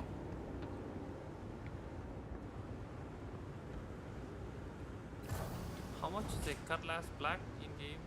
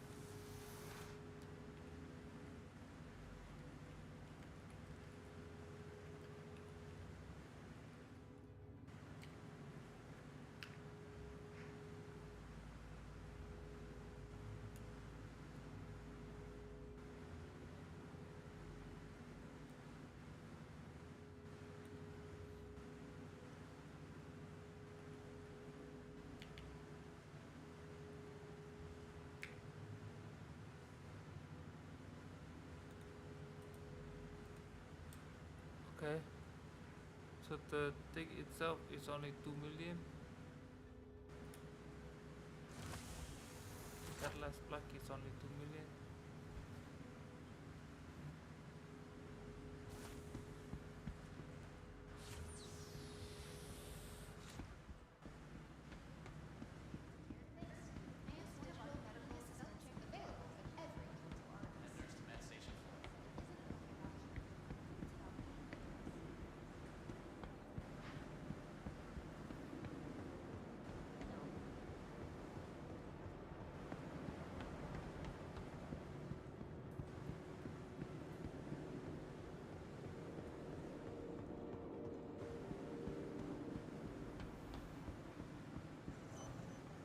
Welcome to the ASOP vehicle retrievals. Vehicle selected.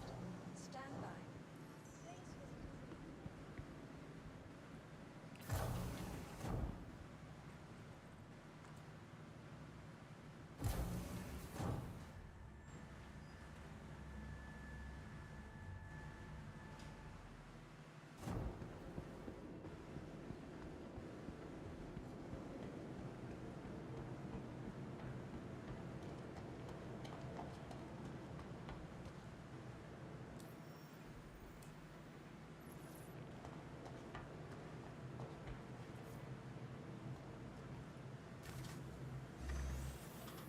Ambush with what?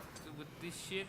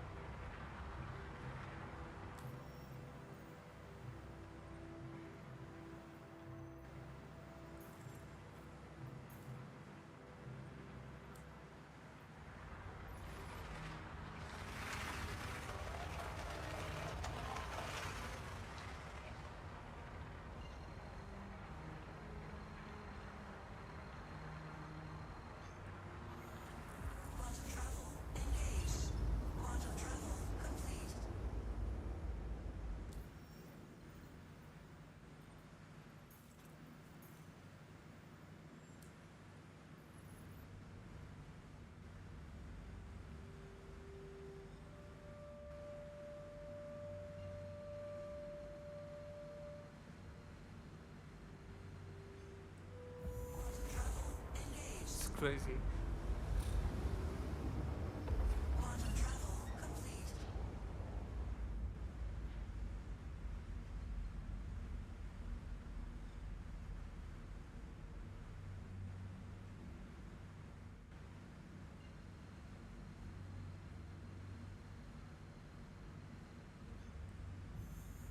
I mean, I could make good money doing this, like if I do it right. Yeah, I mean, I feel like I could make a lot of money.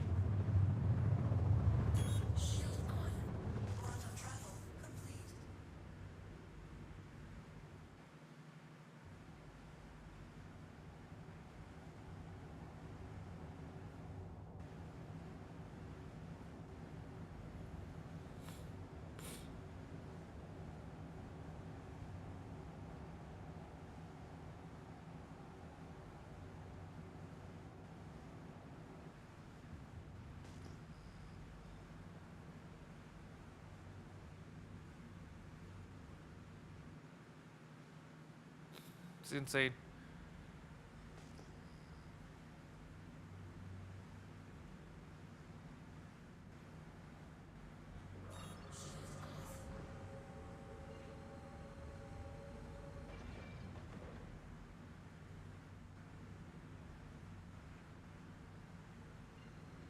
Maybe I stop to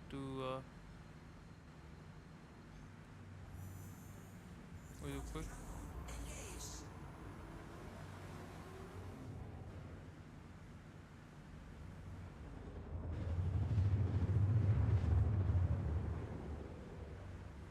Yeah.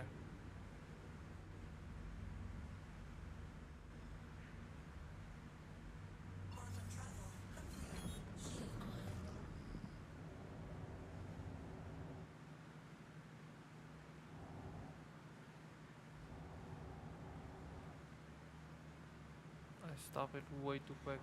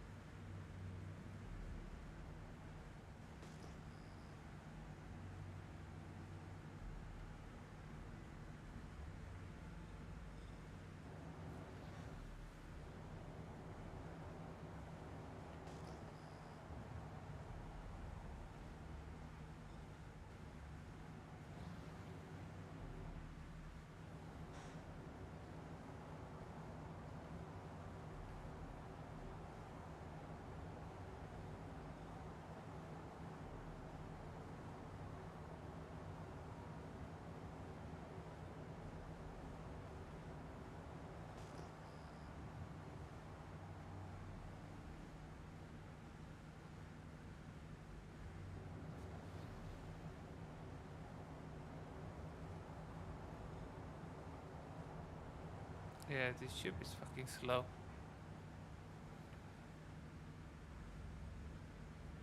Thermalright, Thermalright, Thermalright.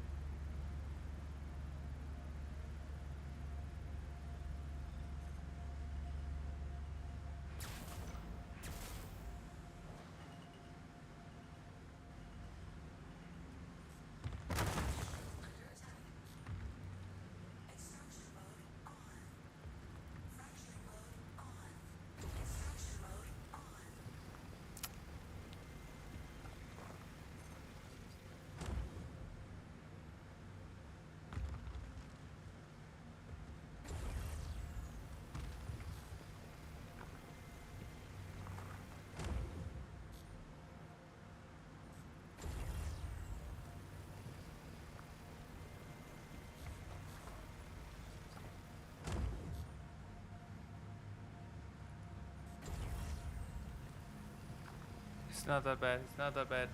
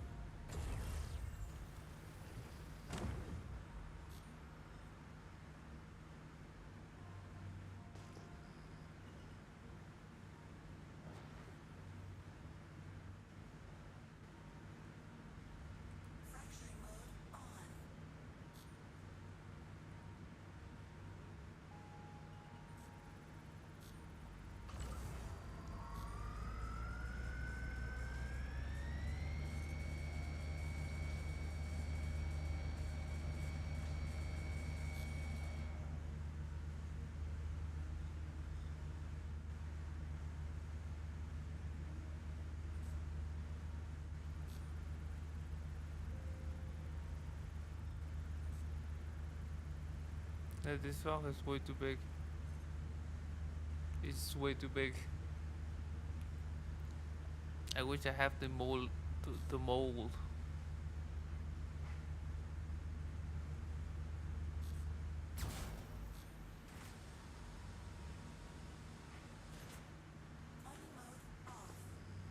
Sometimes I could have mined so many rocks, but it's okay.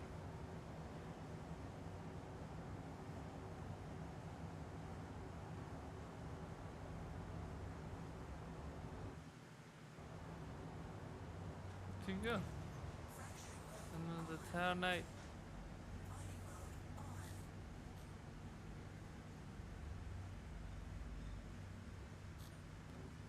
Oh, my boy.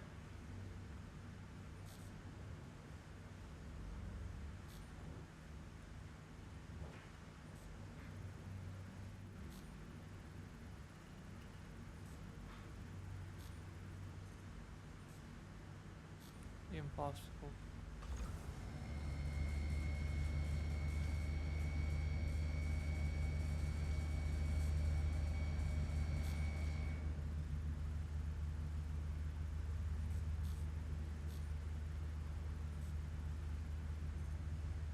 And it's 61,000. It's even bigger than the other one.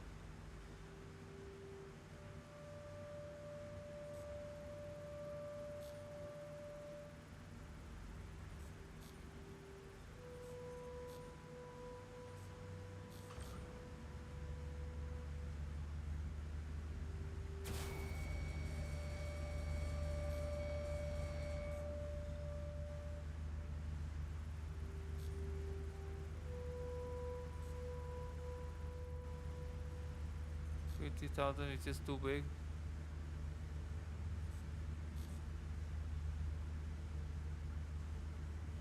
Yeah, it's just too big.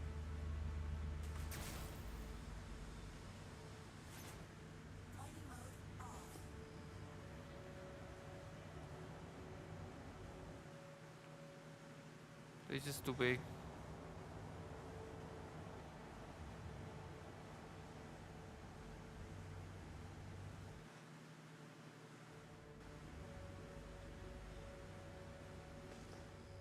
Mine alive, man. Oh fuck, that is going back. Well, let's go back then.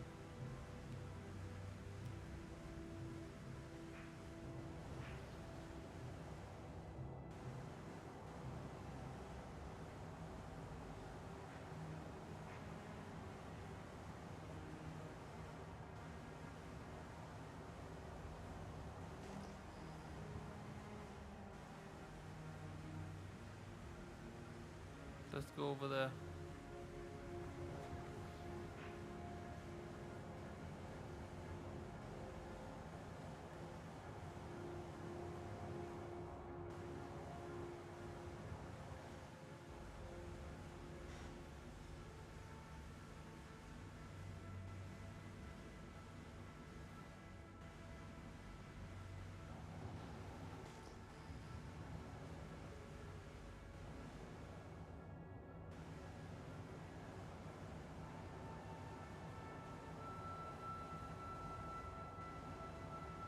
Ooh.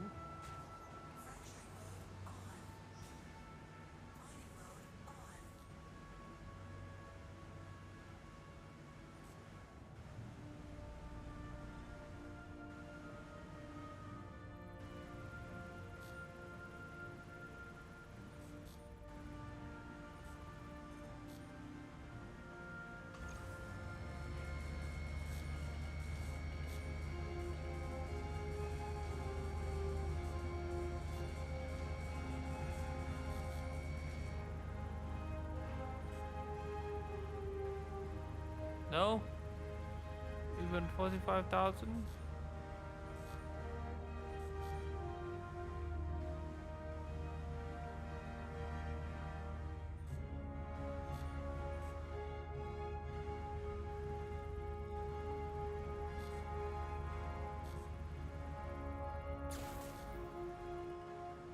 That's crazy.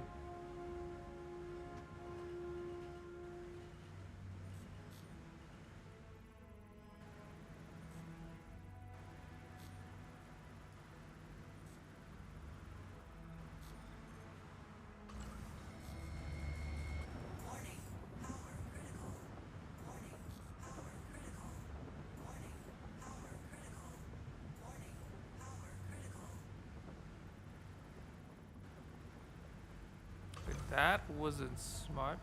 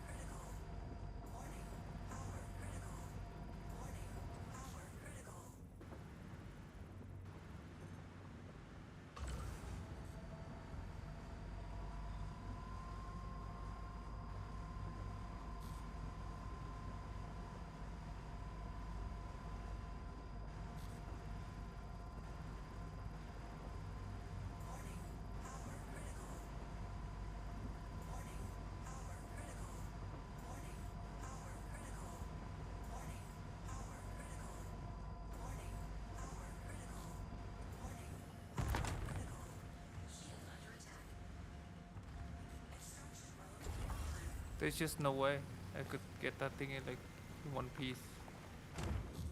Oh, without me breaking my ship, it's just impossible.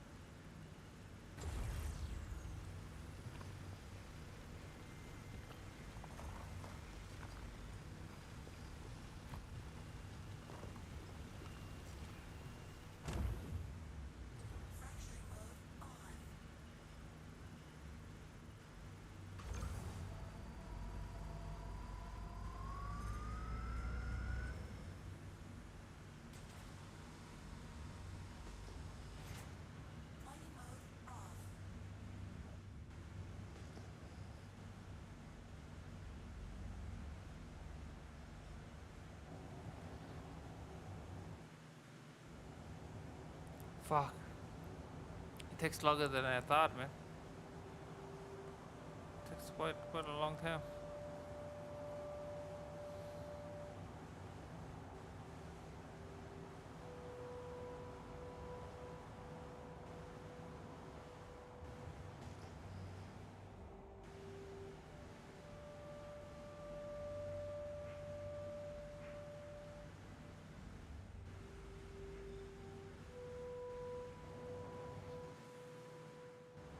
But I'm getting there.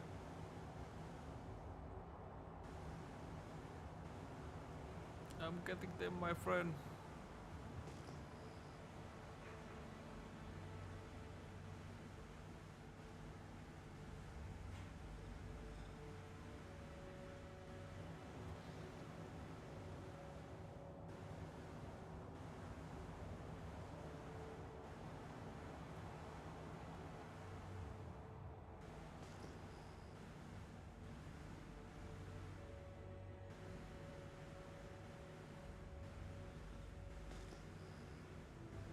They're just fucking with me at this point.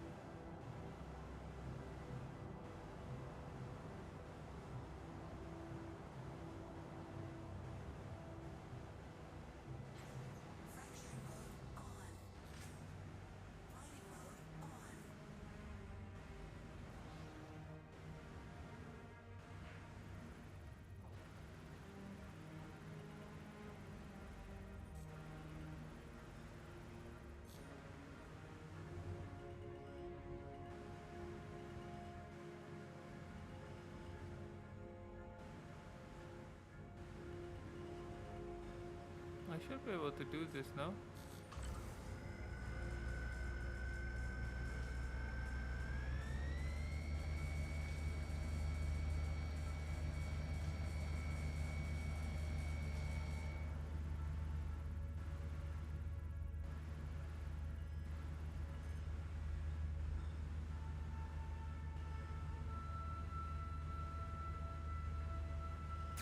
Bro.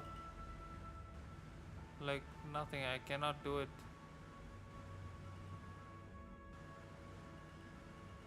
This is insane. Makes me want to buy the mold.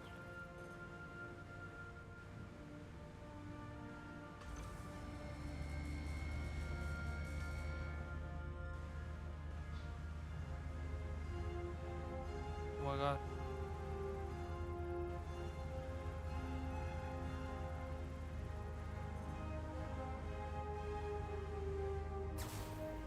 Like it doesn't budge, man. It would not budge.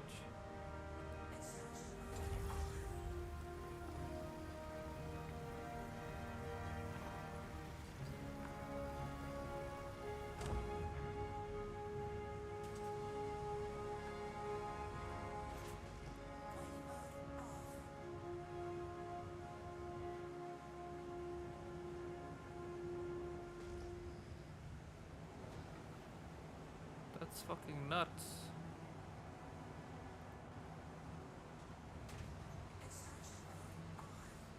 I don't think I can mine these now. These are way too big. Are these the ones?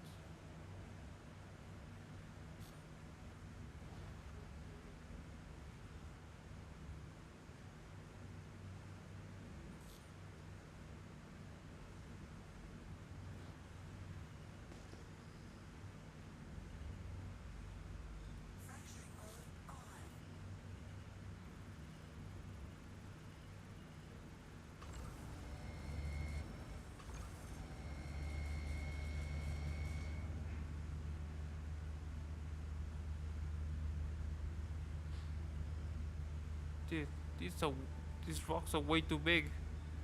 I cannot even mine them.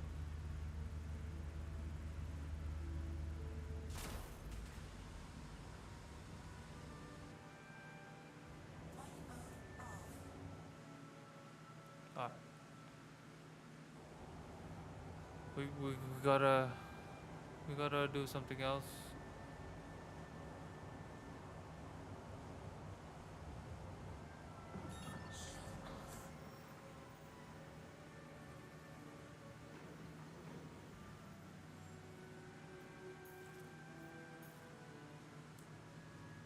Gotta find another way.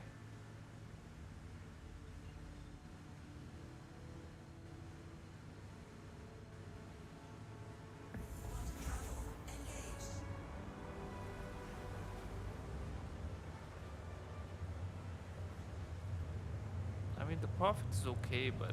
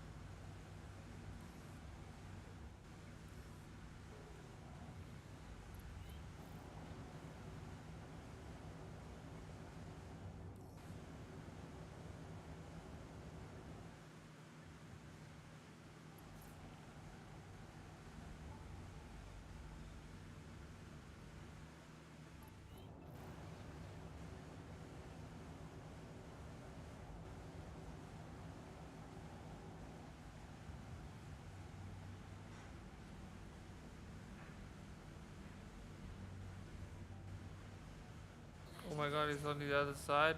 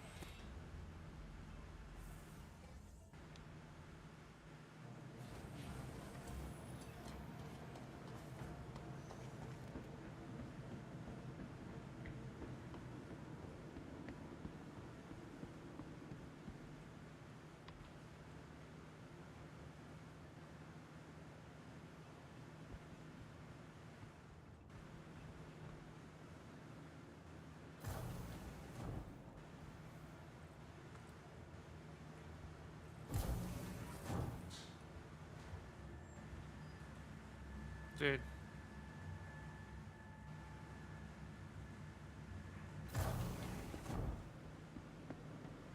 Welcome to the your vehicle has been passed.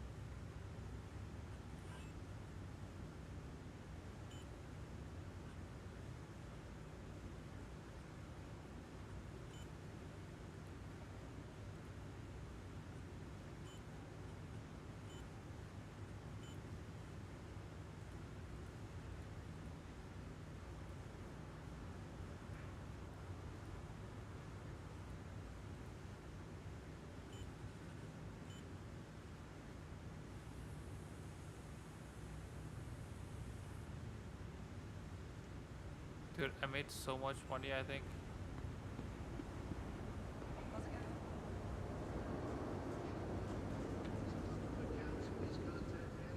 Let's see, what kind of rental should I could get in a day?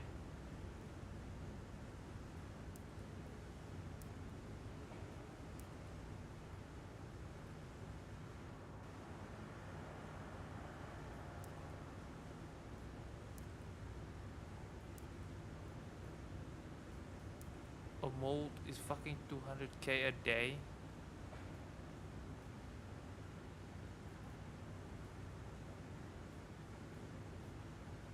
Yeah, I have to rent a cutlass black.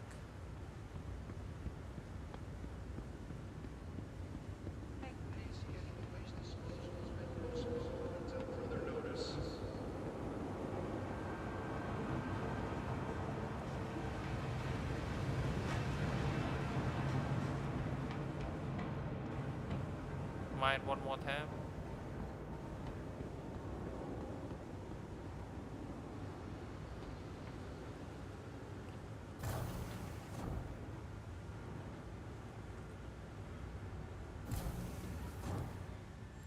Long stream tonight, boys.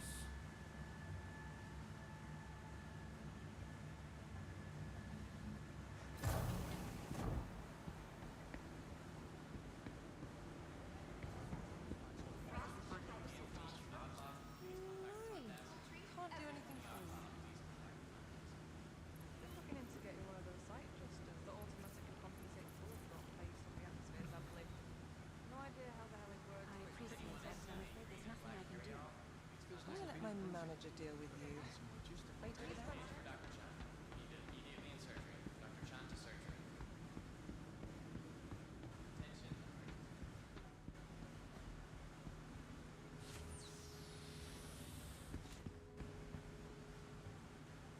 Alright, break time, break time, break time. Be right back.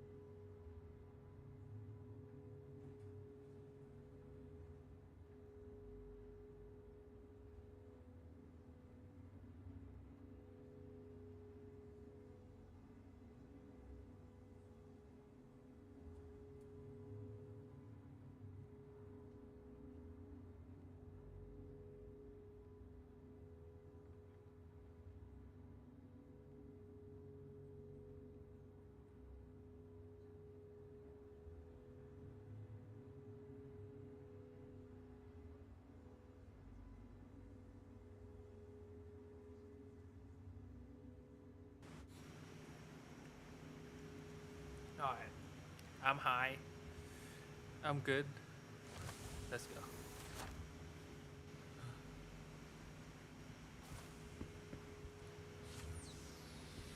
Dude, I'm high as fuck.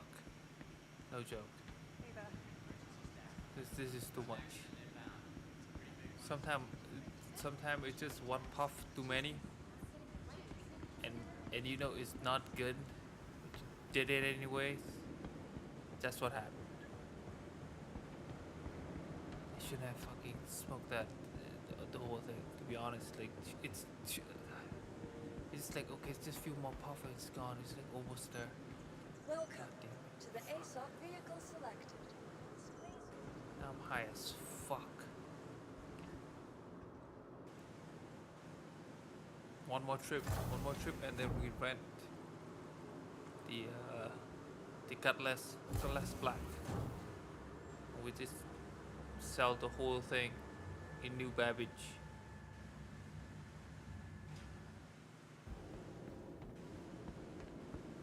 Yeah, that's the only way to make money. Thermalright, but with the mold would be a lot faster. But I think for now we just have to grind. And then this one can I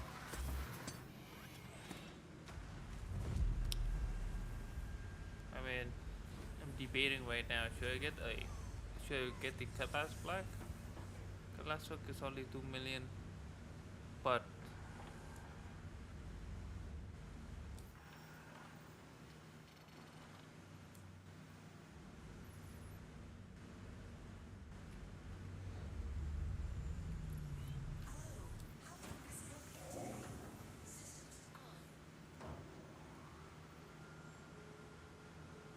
I just want to make sure the whole thing is prepared.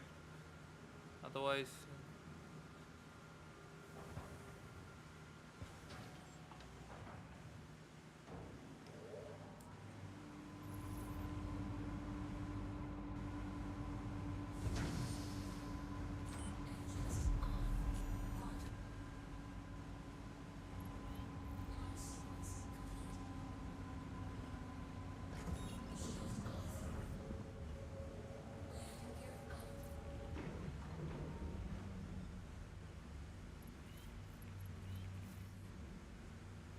jeez.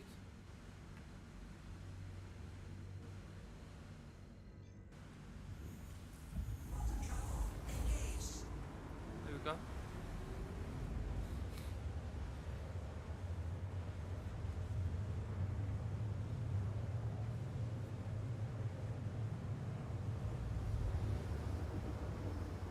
We just farm very quickly. Like very quickly.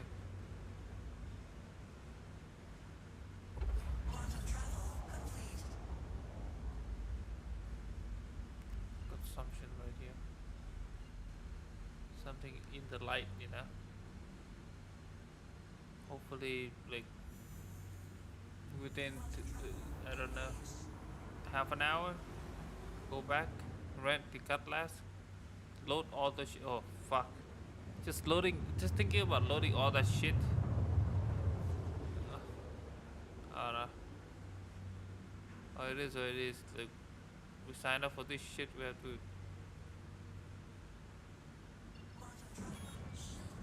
Oh fuck, the thing is still fucked. Some of the shit is still fucked.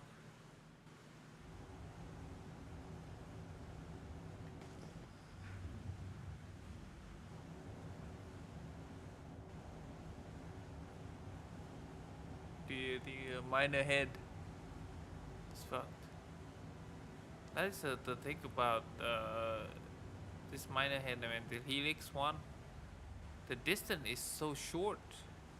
It's very good, but it's so short. It makes things very difficult. Like really difficult, to be honest.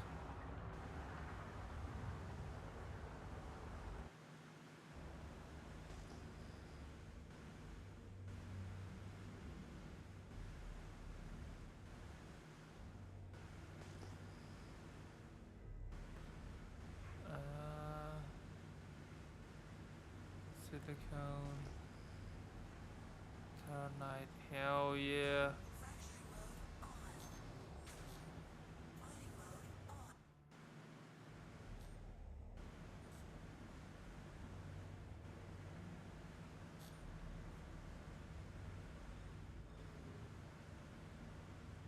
Okay, let's go for the smaller one first, right? So then we don't get discouraged. Yeah.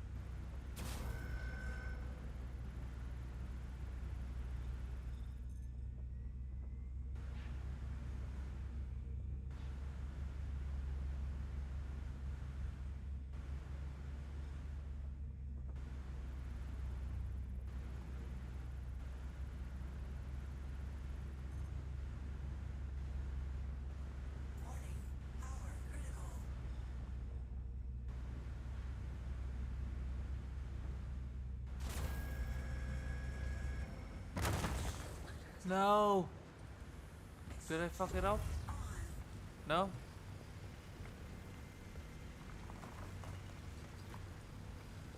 What?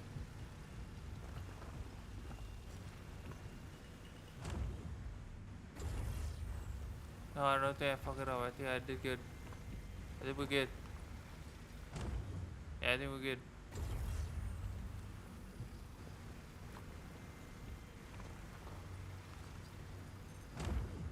All these cheese. Look at all these chatters. Chatters. Yeah.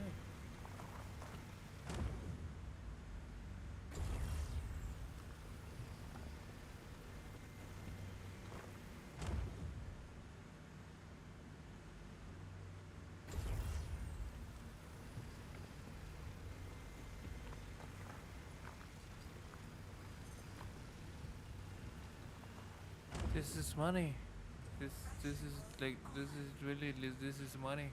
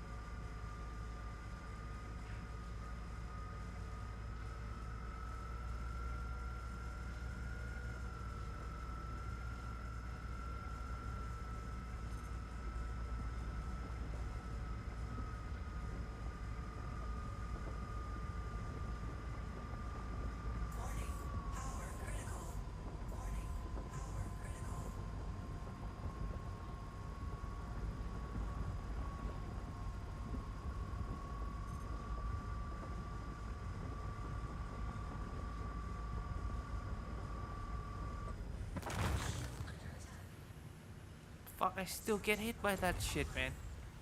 I don't know. Like, is it like inevitable that I have to take some damage either way?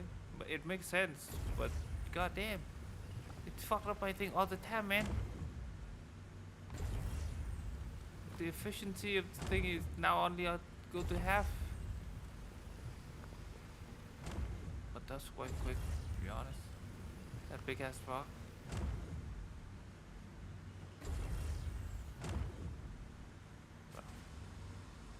I'm happy. I'm very happy. That was quick too. We can find another Thermalright. That's about like 12,000 and under, and we break it. Perfect.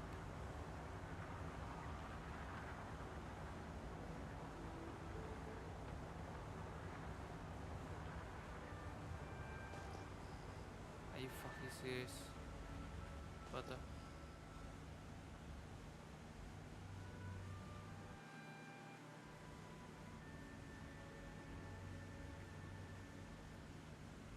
My mining head is fucked all the time.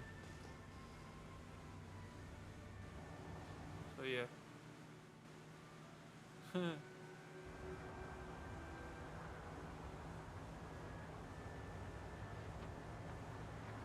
So talkie balance is it's gonna be blinking all the time. Okay, we good. It's a little bit way, yeah, it's wavy a little bit, but we good.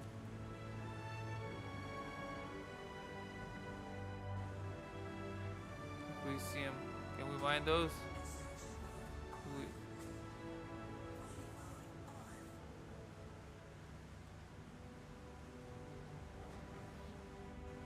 Yeah, sometimes Agricium is good too.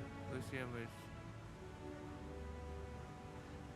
That one is way too big. This one is way too big. I know it.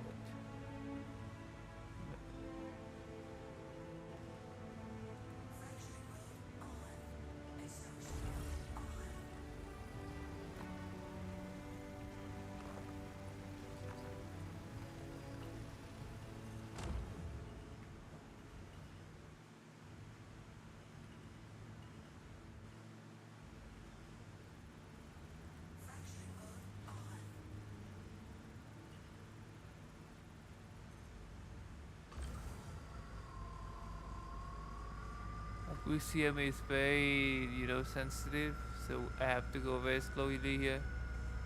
Like this shit blows up, man, I will fucking die. Okay, look at the optimal thing. It's so goddamn small.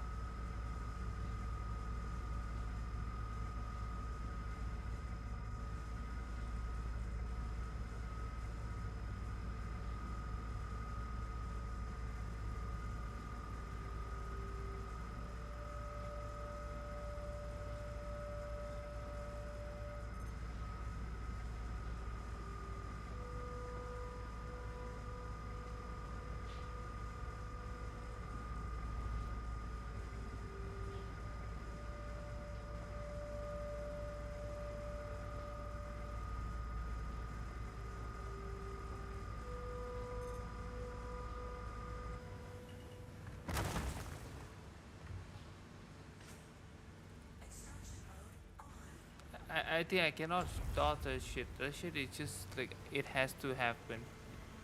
There's just no way. Like I even fucking back off. Like I tried to time that shit like so many times. I miss every time.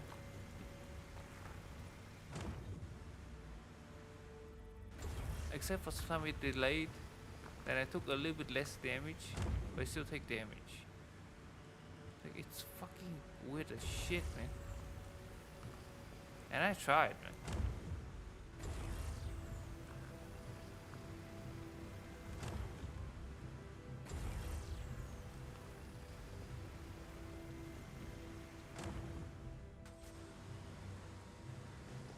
One more. One more rock. One more rock. This way. I have faith. Full power ahead. Let's go. One more like Thermalright or something. Agricium, ooh, hell yeah.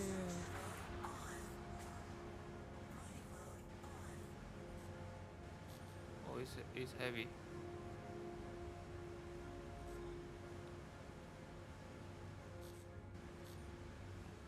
My thing is heavy, my guy.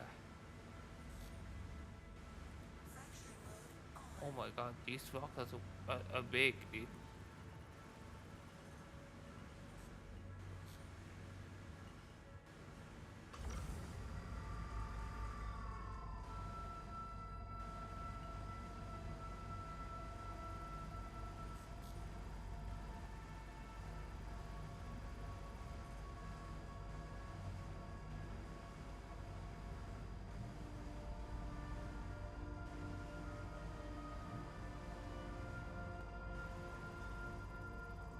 do I feel like this one is fucking scary as fuck, man.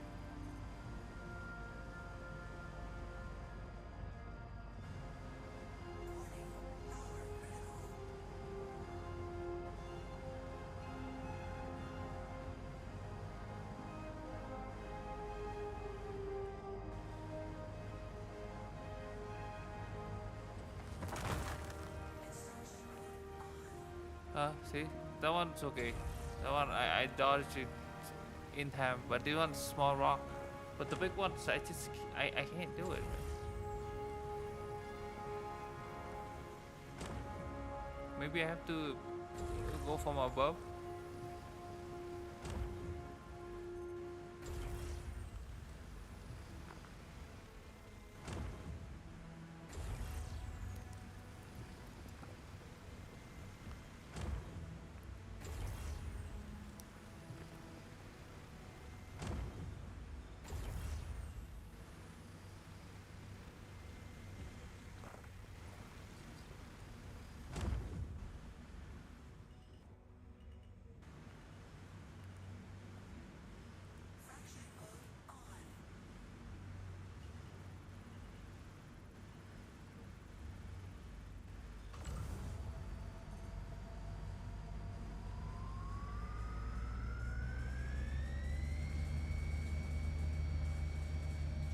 Oh, I want to crack this.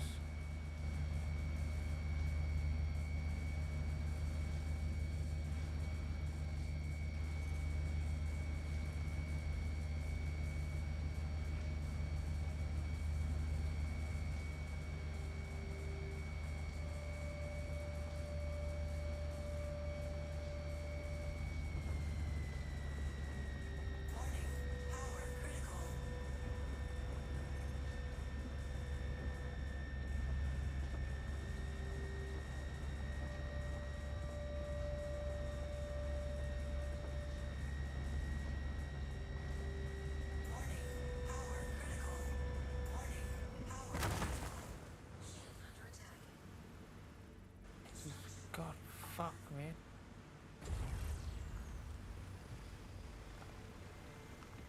See, these big ass rocks, there's just no way I could dodge it. I just have to take the damage for it. It's weird. It's weird as shit. I fucking hated that thing. I just need a little bit.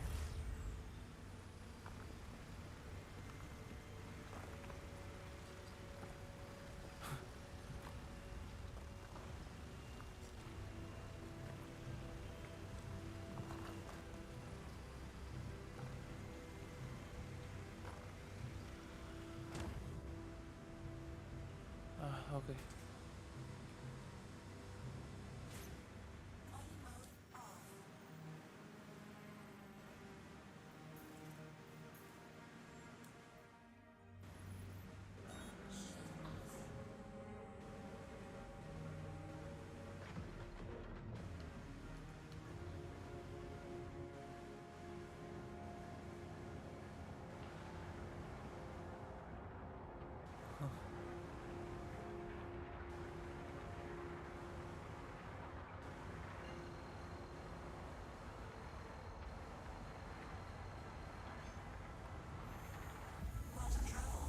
Easy.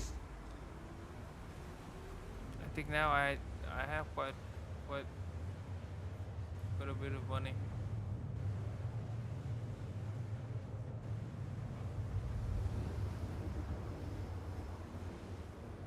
If I refine this one too, and I transport all of those, oof.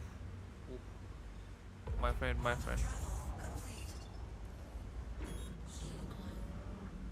We're gonna do it right now.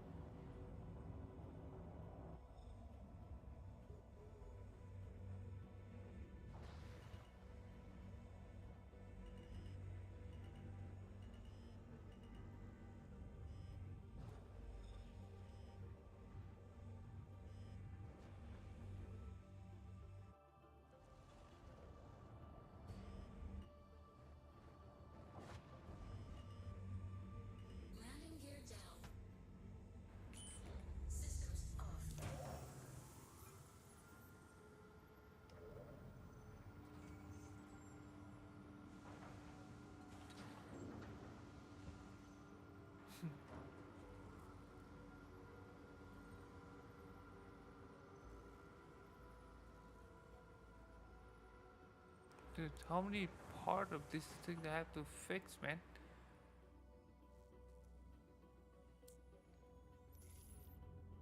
It's crazy.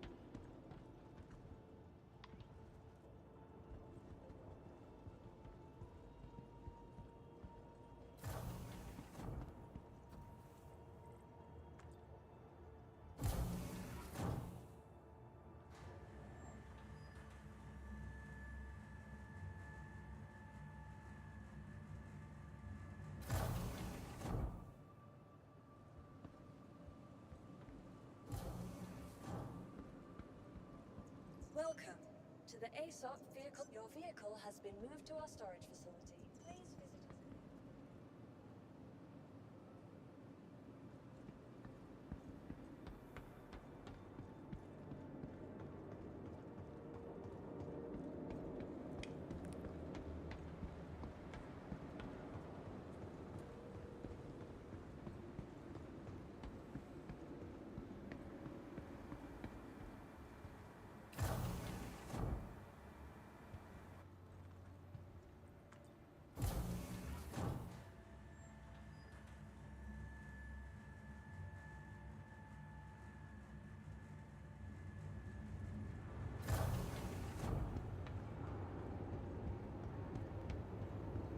I need someone from maintenance to get the ventilation control.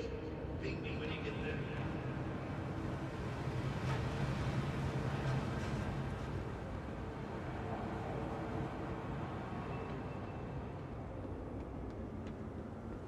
Let's see. I think it's quite a big haul. Quite a lot of money. I can haul the whole thing. Oh, see.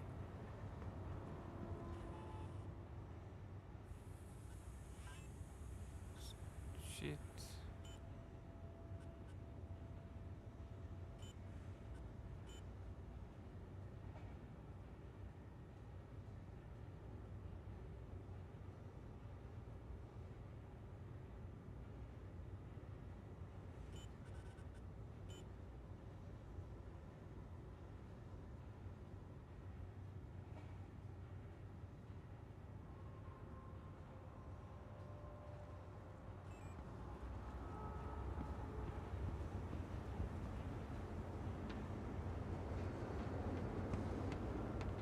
We can haul this thing now. How many more minutes? 10 minutes. Yeah. So in 10 minutes we just rent a cutlass and just haul all that.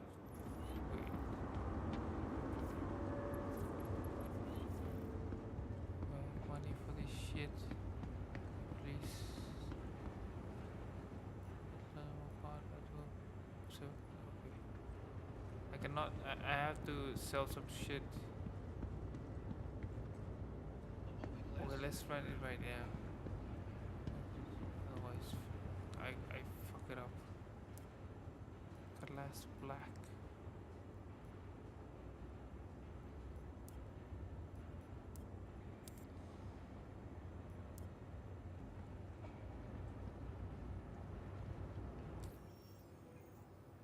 Okay.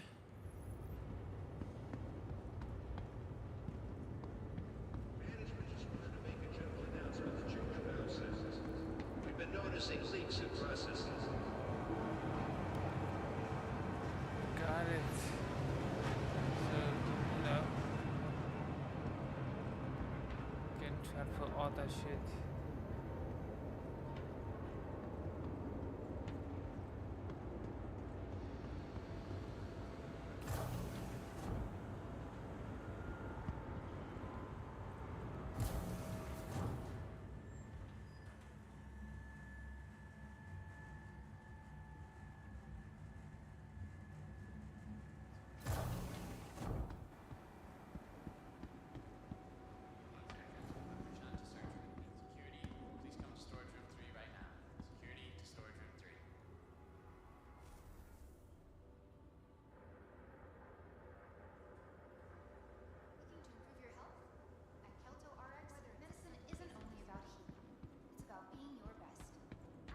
I don't have to do this, but I just want to do it to kill time. Just have to wait and I don't know, another 10 minutes or so.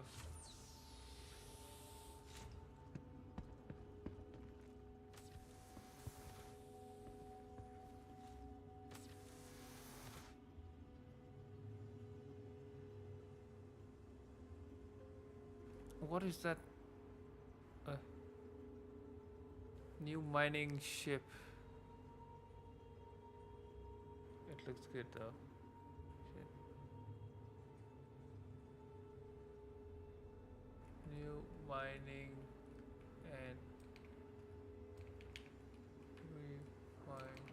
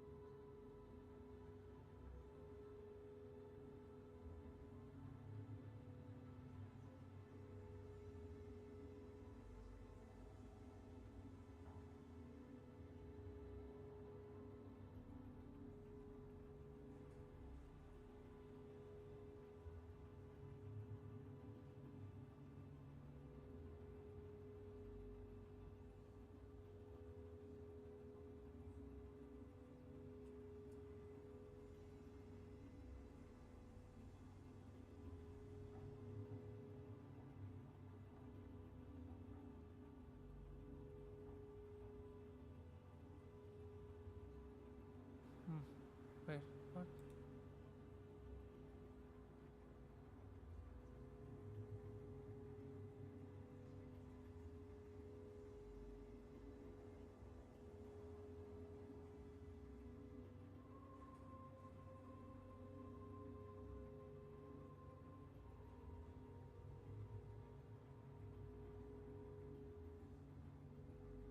Wait, what? What is this?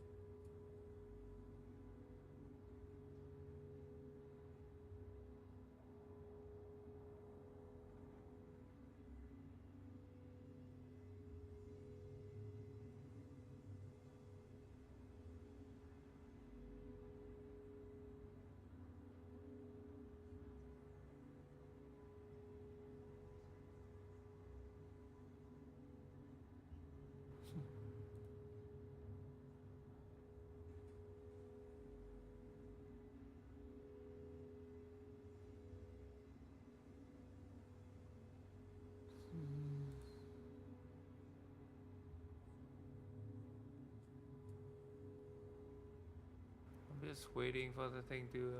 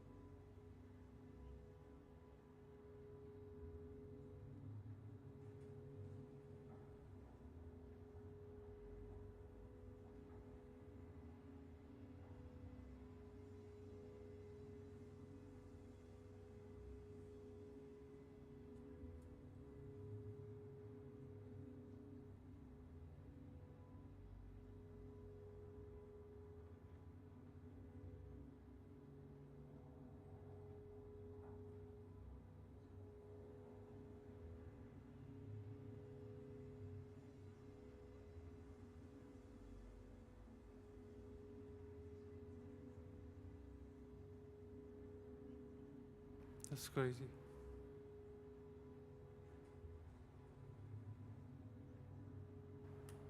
Is that time up? Are we good?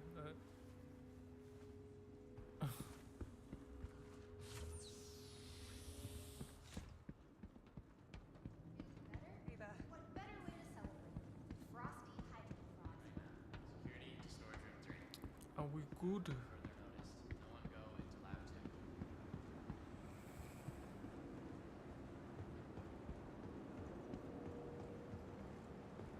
I have to assume so. Because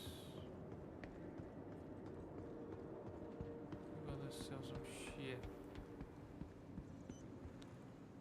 Welcome to the ASOP Vehicle Retrieval System. Vehicle selected. Please visit us again.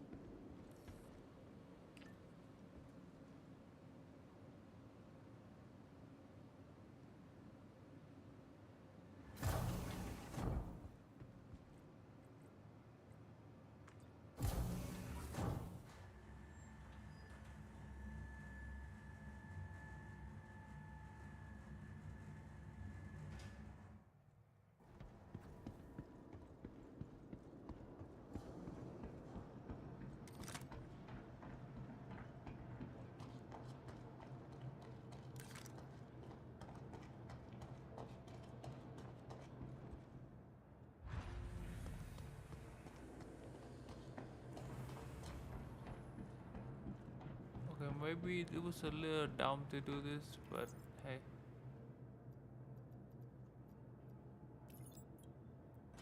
That's what it is.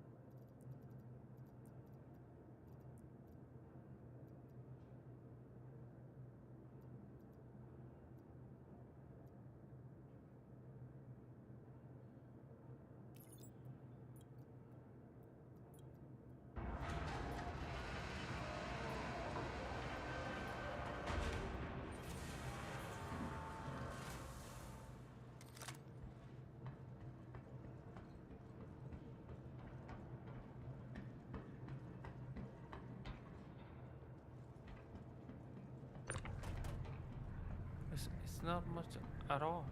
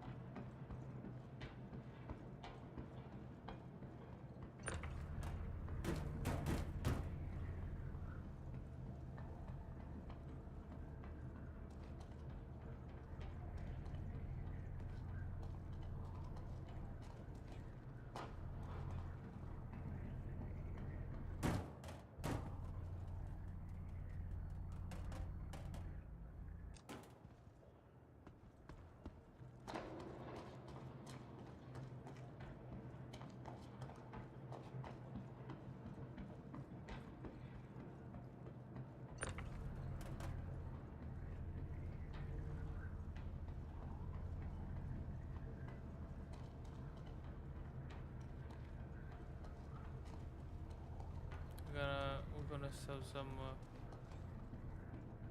stuff. Okay. Hopefully that it's gonna make us some good money. I mean, if we run this one, yeah.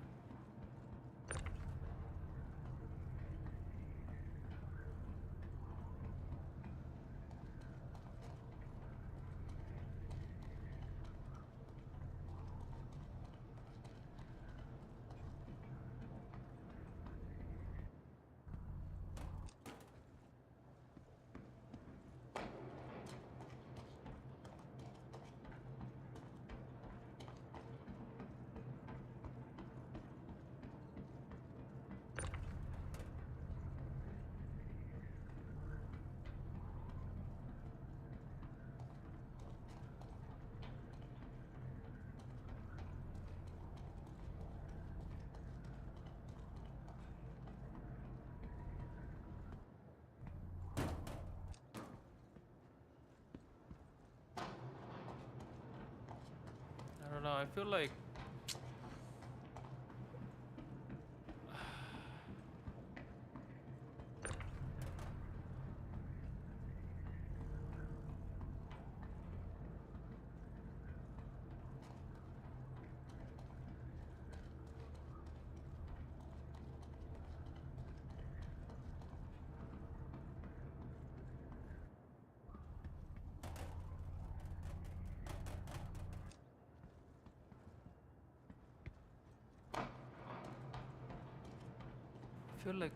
how to say this in a way.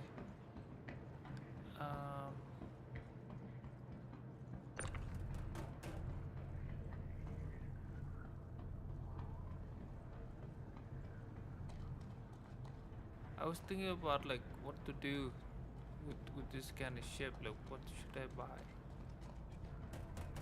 Maybe Cutlass Black is the best.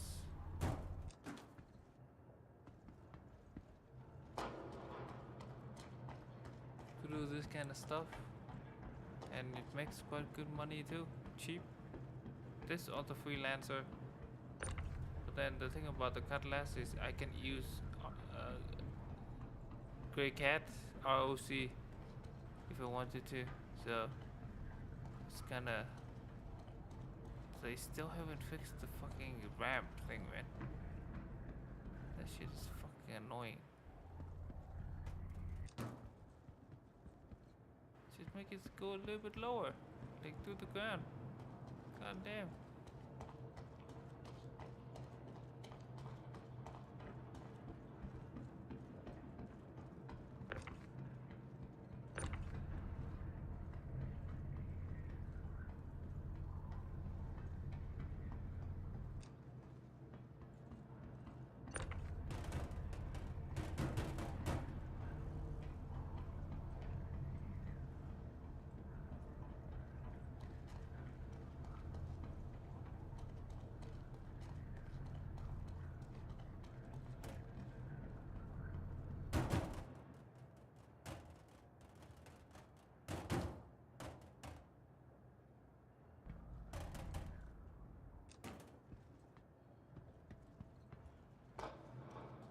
We got this.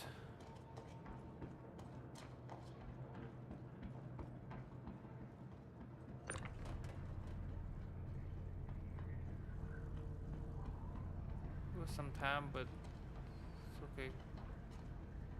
Titanium? What? Oh, it's the other shit.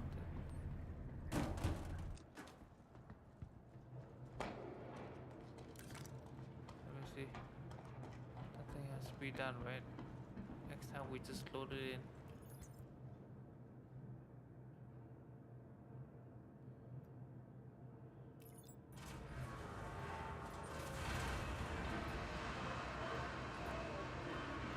Fuck, is it done?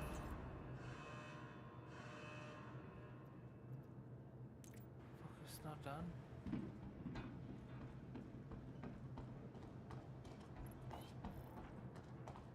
Fuck. Okay. Hang on.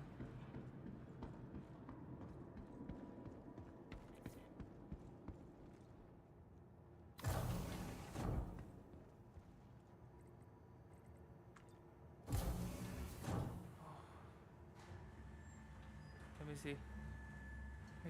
Maybe it's not done. But I don't know when it's gonna be done, so let's go there and oh yeah, check it to make sure. Fuck. I don't know this.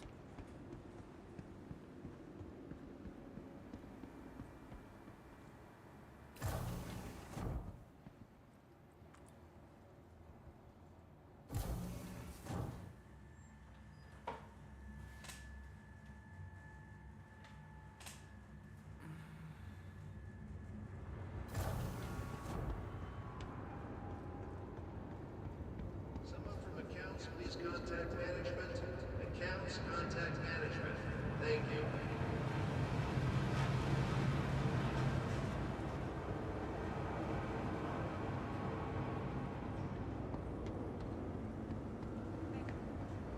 Maybe I can fit all three, man. Get like one and then go to and then we're done. How long? Oh yeah, I have to. Oh yeah.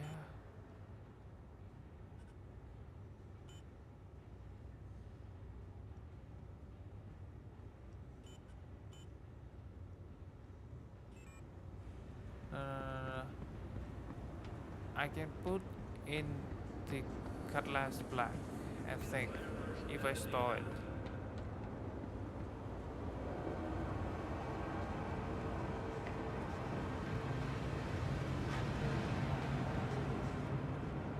Let's try it.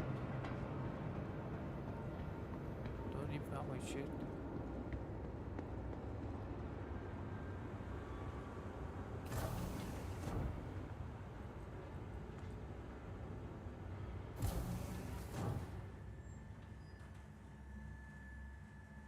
Frame's good though. Good frame.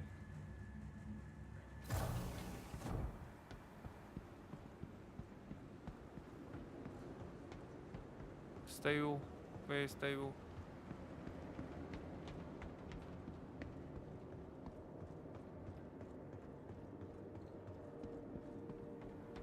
But they fixed something. Welcome to the ASOP vehicle retrieval system. Your vehicle has been. Please visit us again.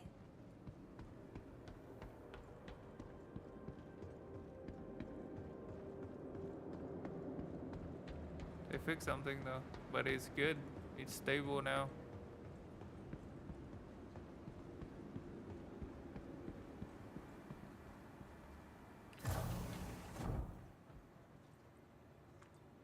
Actually, it's very stable.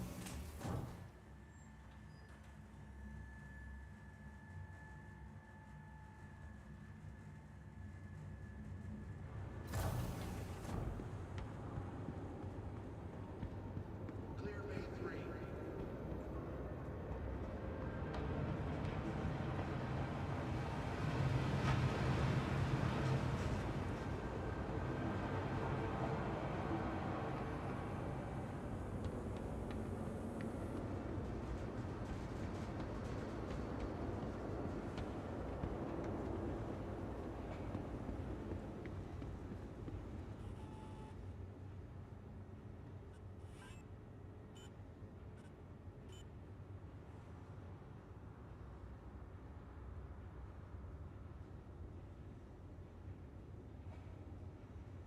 Hell yeah. I can pack all that shit in the cutlass black. 20 more minutes. Yeah, I think 20 more minutes and we just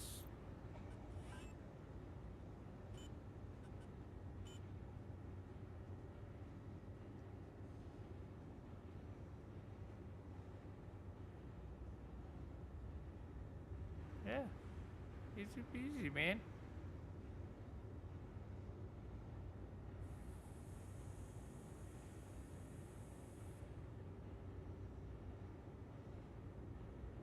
Yeah.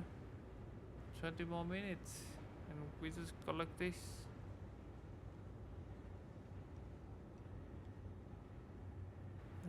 And we sell it And now we have 22k. How much do you think we make?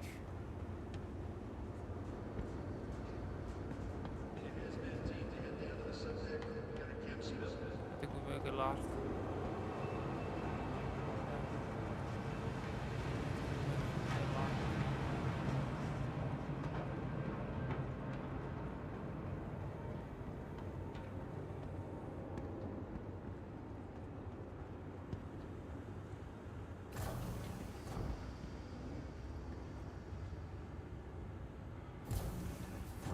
I want to see how much money we make. And I think we make a lot.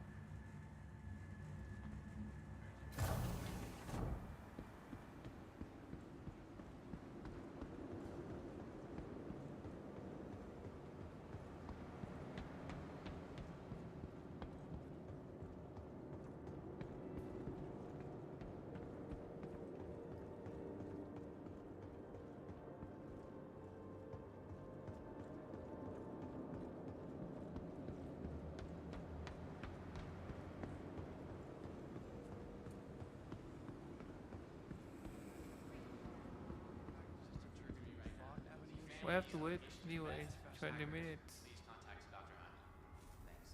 I'm gonna let my manager deal with you. Just wait over there. I've been working with the Interstellar. Maybe just wait there and then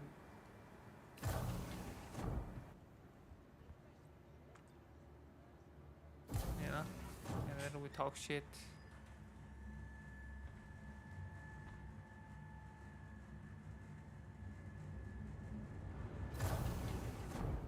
But what do you guys think? Does it look better or no? I think it looks better. In my opinion, it looks better.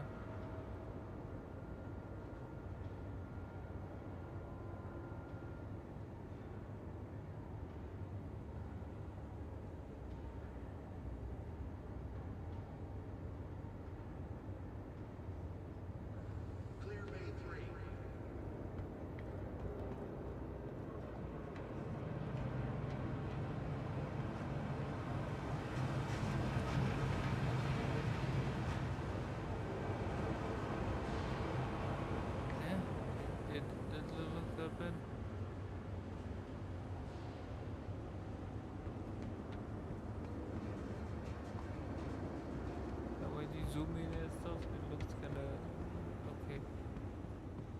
Not that bad.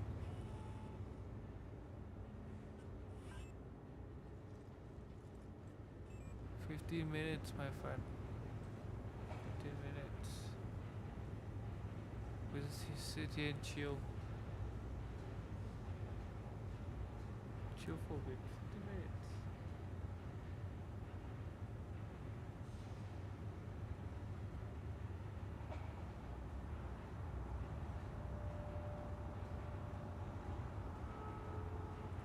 Wins. Switzerland. No.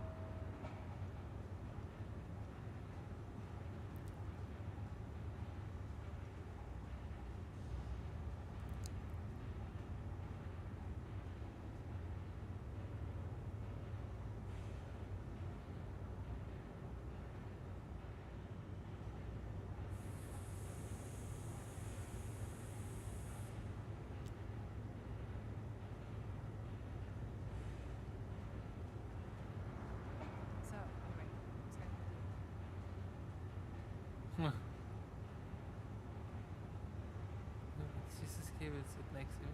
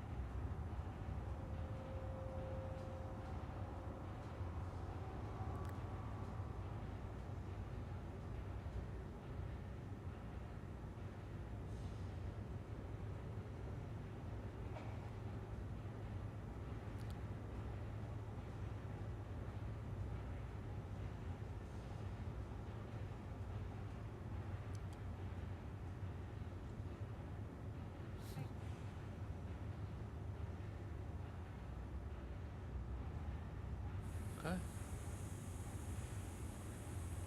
Is the time's up or no?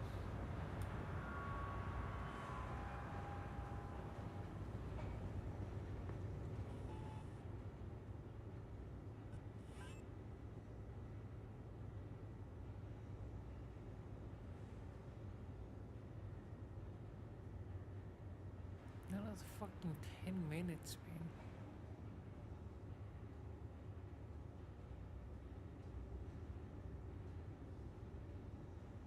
Okay, I'm standing here, so then you guys can watch this.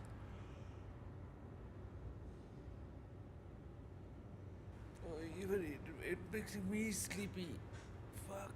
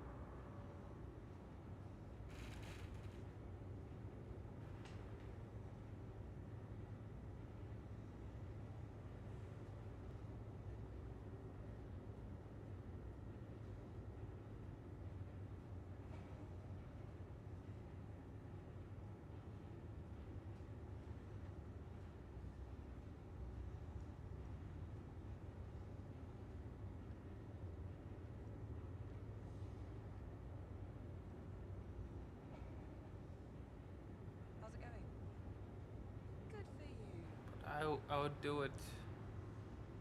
I would do it and make sure that. Let's see how much money we made. Oh, we lost money. We invested 80K. Hey.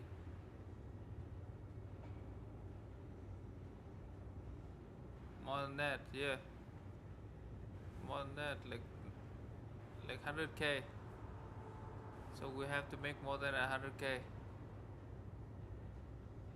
I'm aiming at 500 after all this. I don't know, but I'm aiming for it. Okay. Is it everything?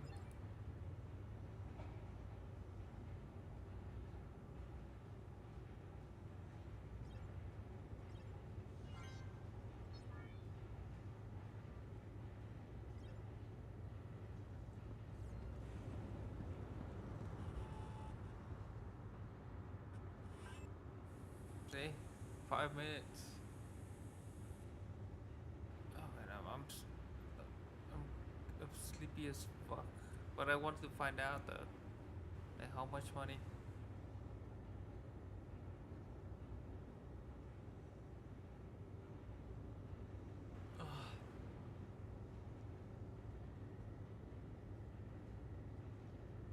So I have an idea, you know.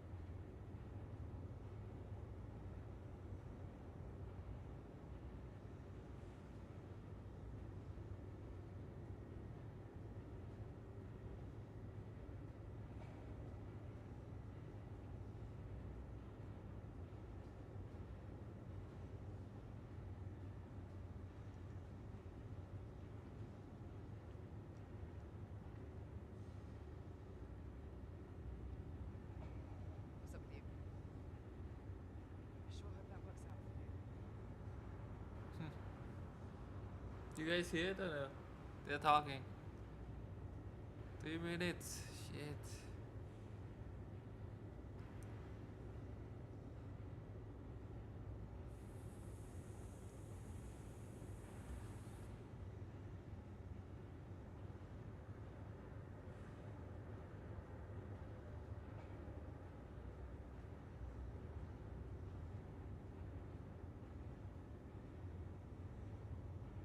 Come on.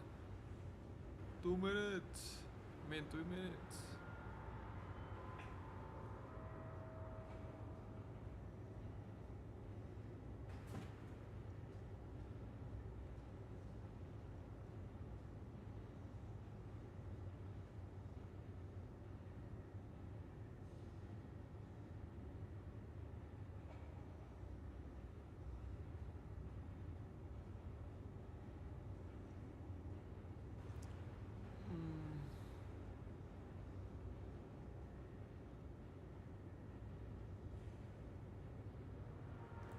It's looking good, my friend. It's looking good.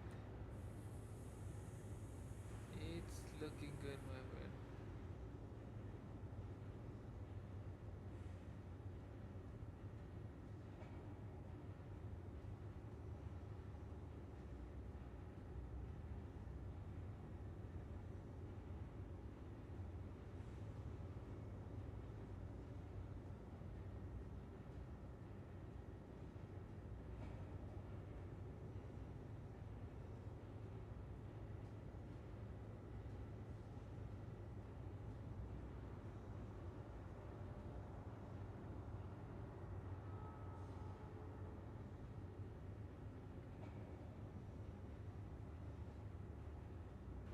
but I want to play some siesta, man. Time to play some game.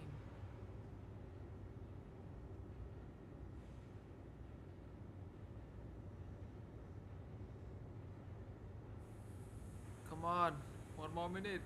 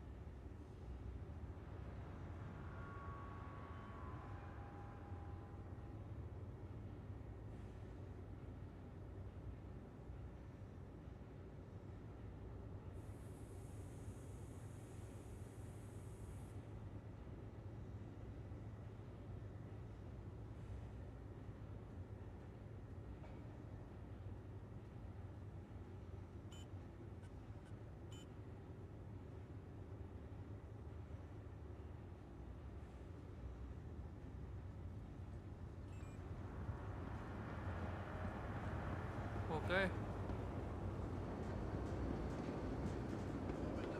We invested 150k. Let's see how much money have we made.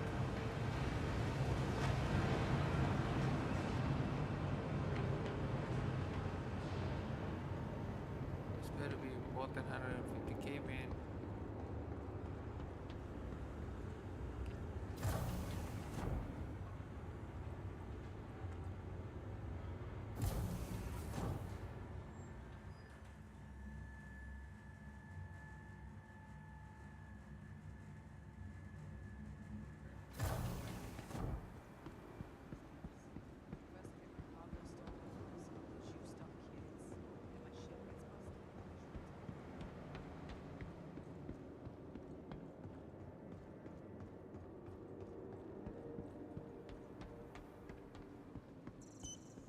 Welcome to the ASOP Vehicle Retrieval System.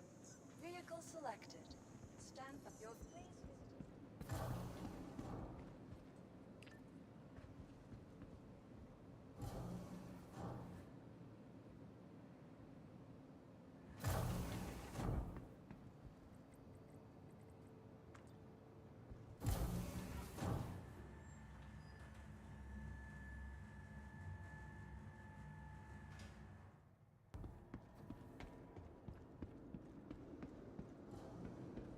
Like all this shit better be in there.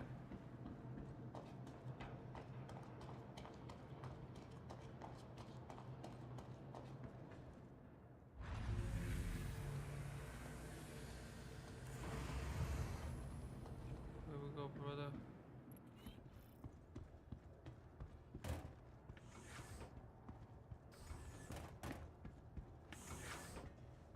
We're good. Time to make some money. Hopefully.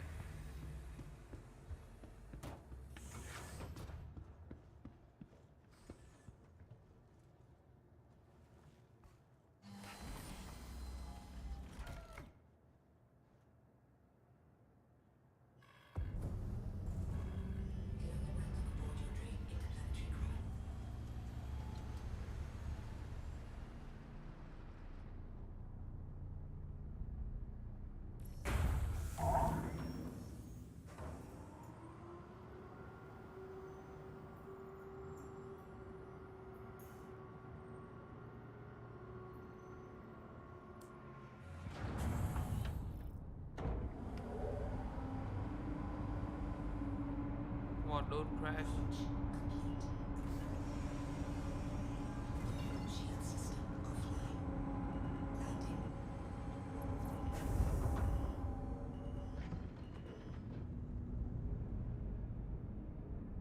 We're good.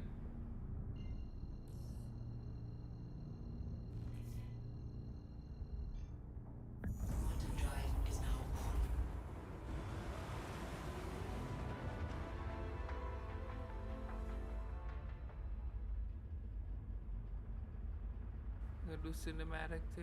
See? Cinematic. It's a long way.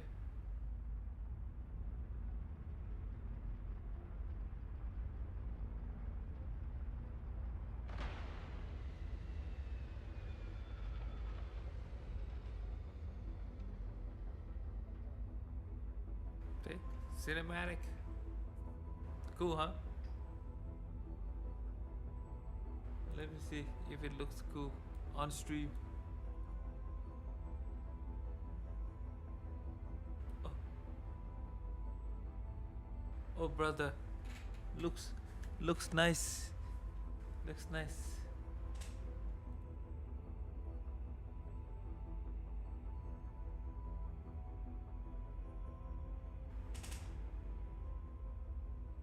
Oh, looks good.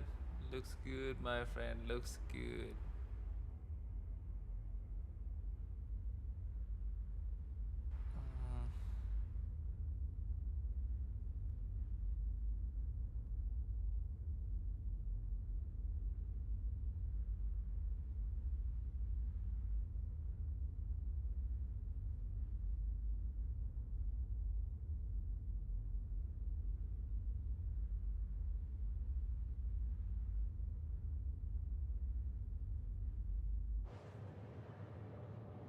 Yeah, this ship is kind of slow, so you know.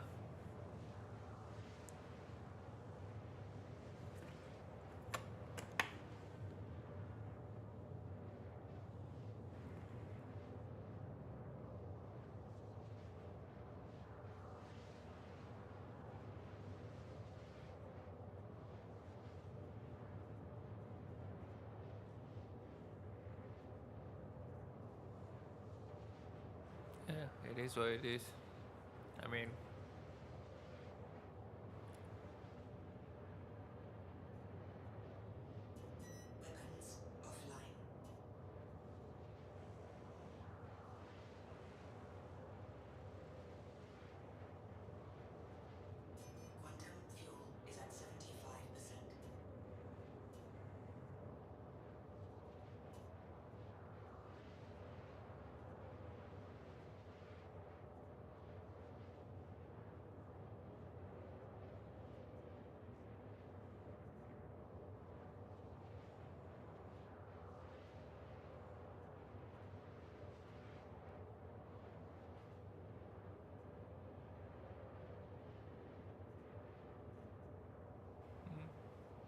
yeah, we're good. It takes a little bit long time though. I have a lot of cargo, man. If I make 500k, that would be nice. I don't know if I make 500k with all this. It's quite good, huh? Good stuff, or good stuff.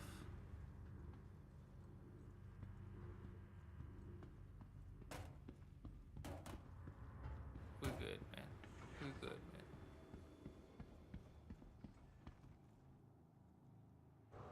And the Cutlass Black is easy to fly too.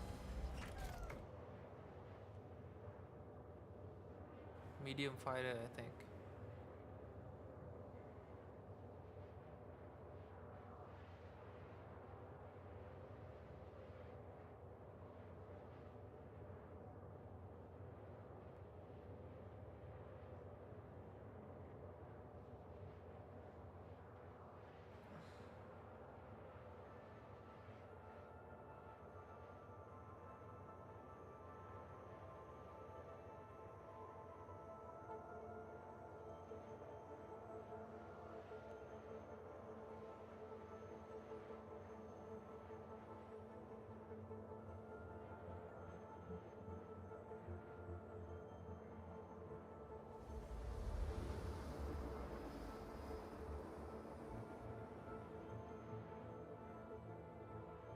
Almost there.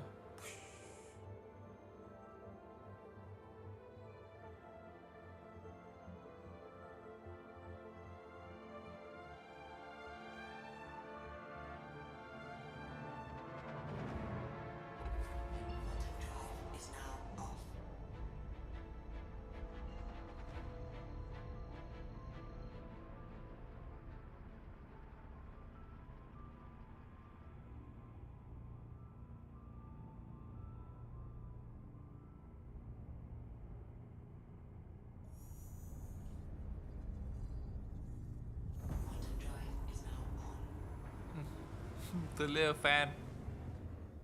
You guys see?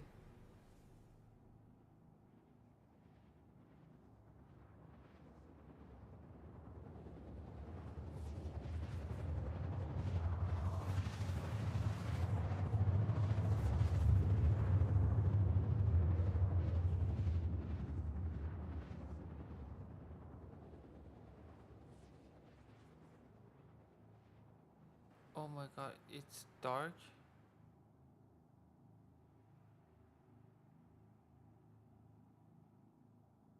Quantum drive is now off. Shield system online.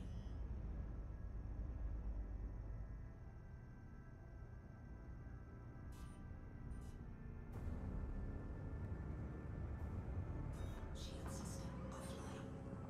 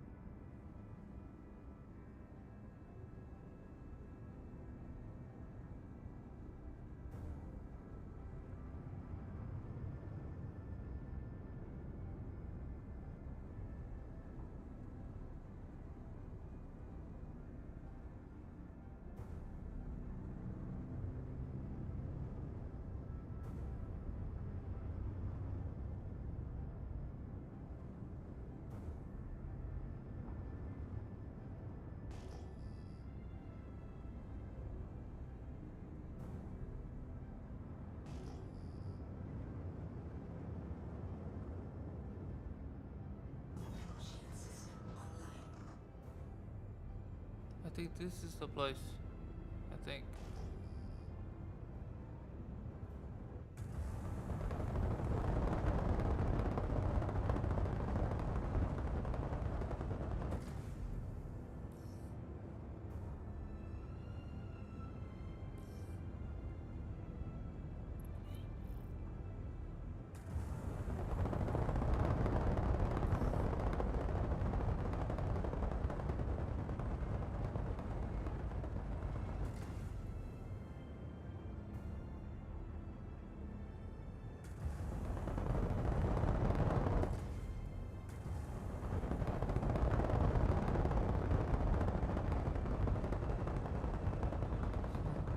The cutlass is it's just special, man.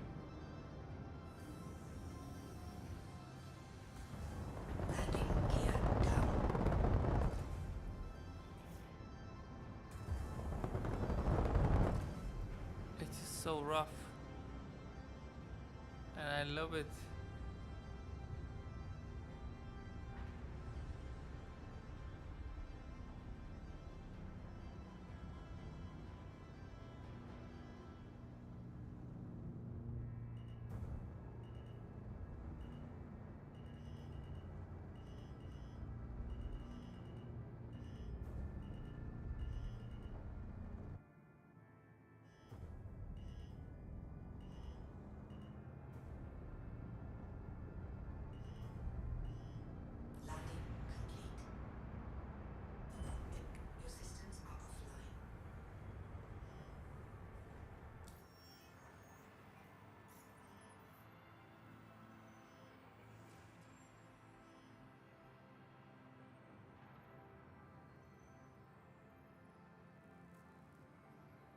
But we'll fly back with the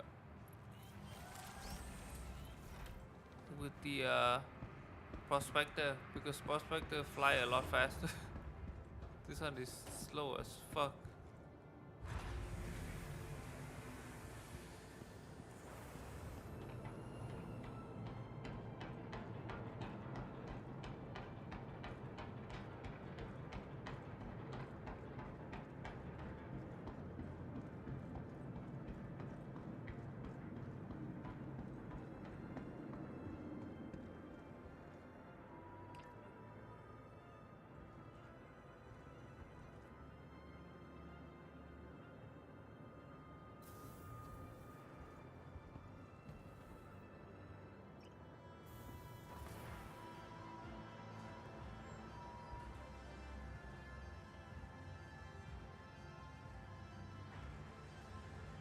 also there, I wanted to see like Welcome to the ASOP Vehicle Retrieval System. Your vehicle has been moved to our storage facility. Hi, and welcome to New Baggage. Please visit us again. Remember, your belongings belong to you. Keep a careful watch on all personal items.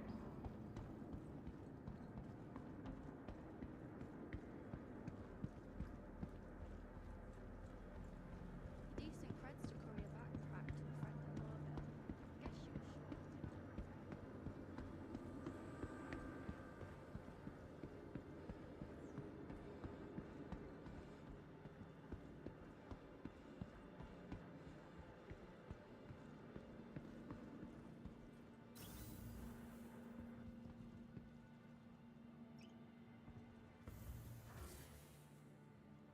man, what a long ass fucking way. But hey, it is what it is.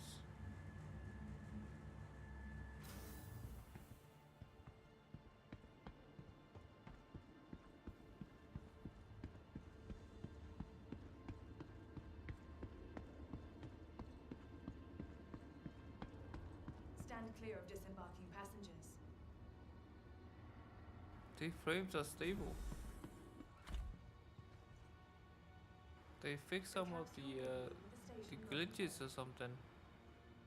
They fix something. Careful, doors are now closing.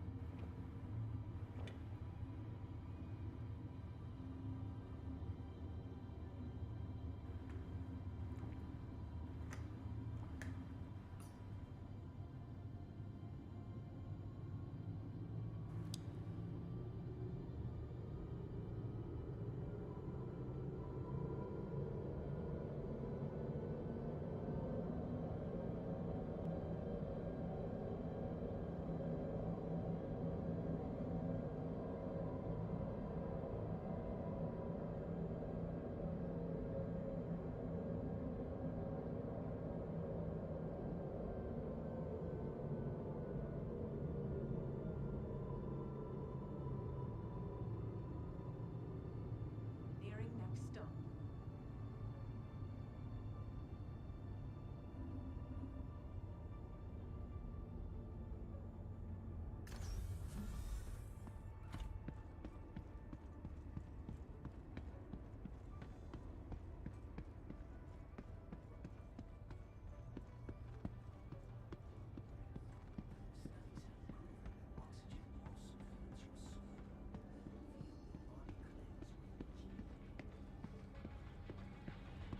Hey. Is it okay?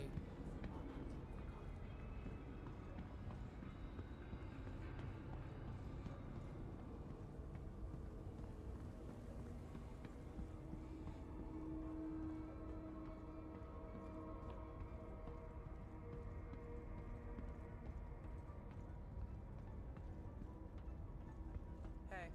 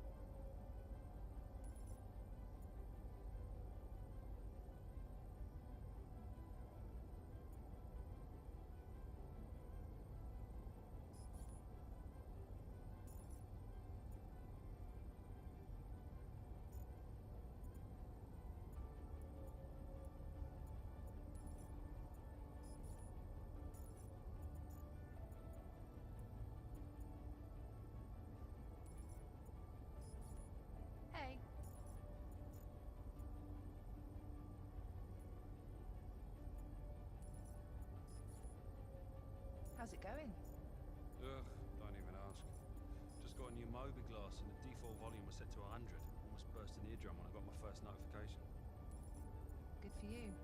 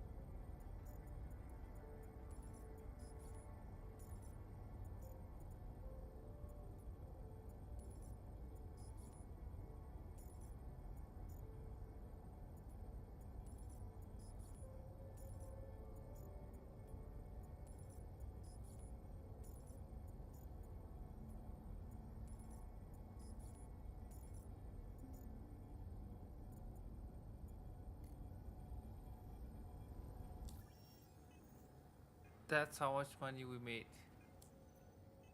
We chillin'. And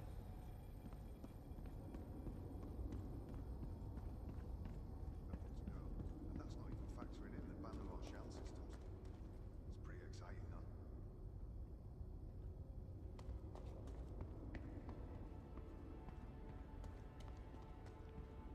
Hey there.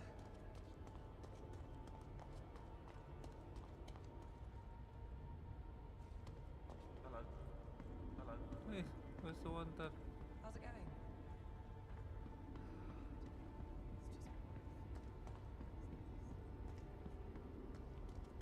Oh my god, bro.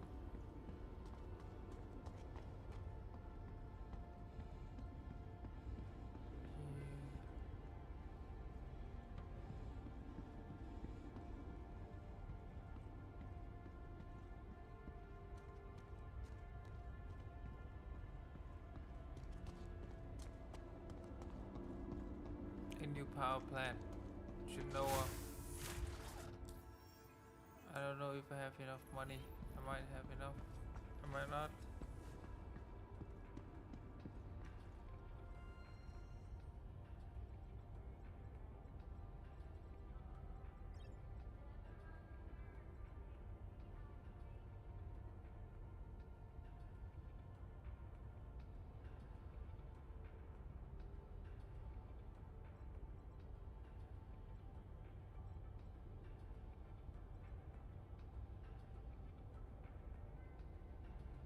Size 2, grade A.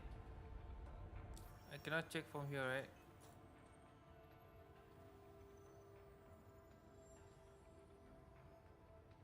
Size 2, grade A.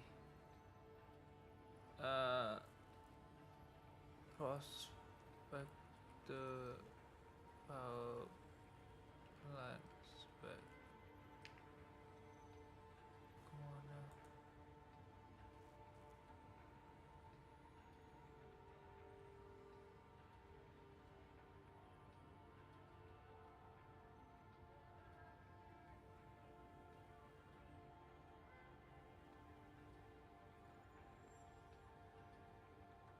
Size 2.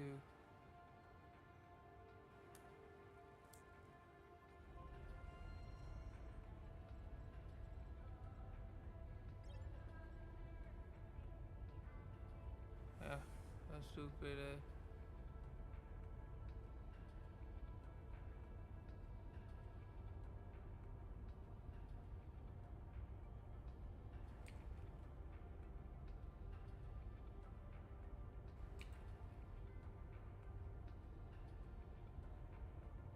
I just want to make sure.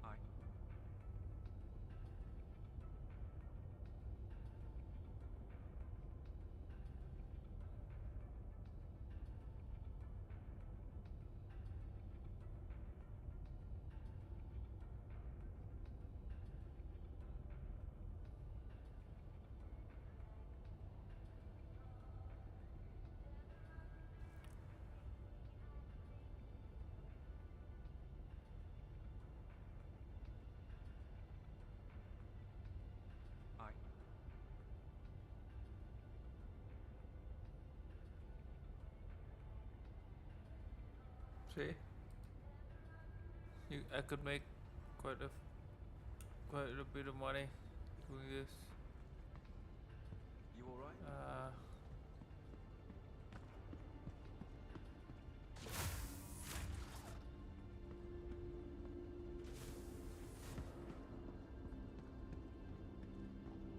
Hello. Have you been?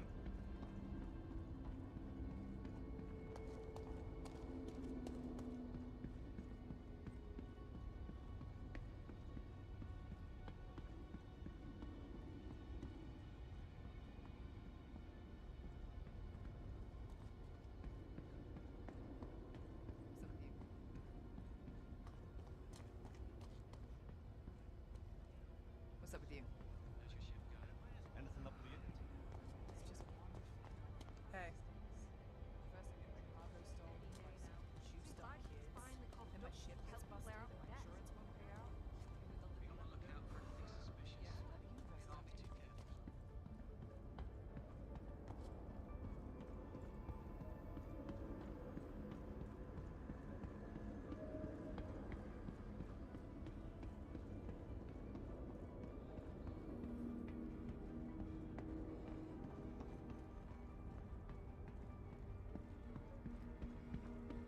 Can't be too careful.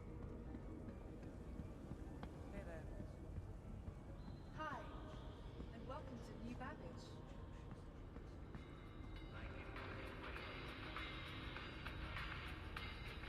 Hi, and welcome to New Babbage.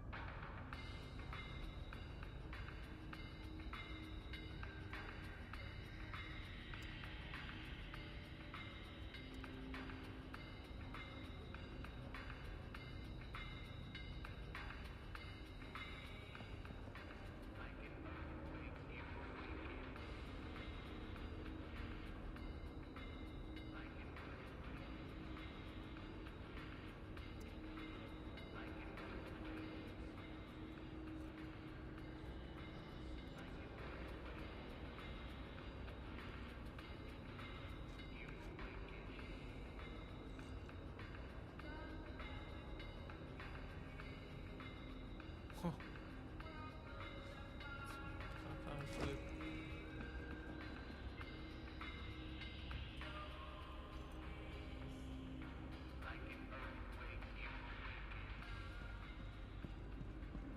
Okay, so we made 500k from it. That's not bad.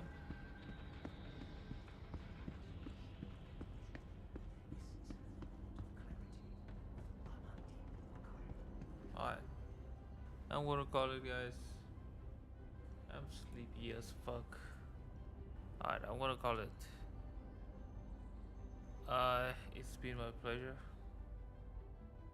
You guys have a wonderful weekend. Oh, wow. Holiday. Okay? Take care, guys. Bye bye.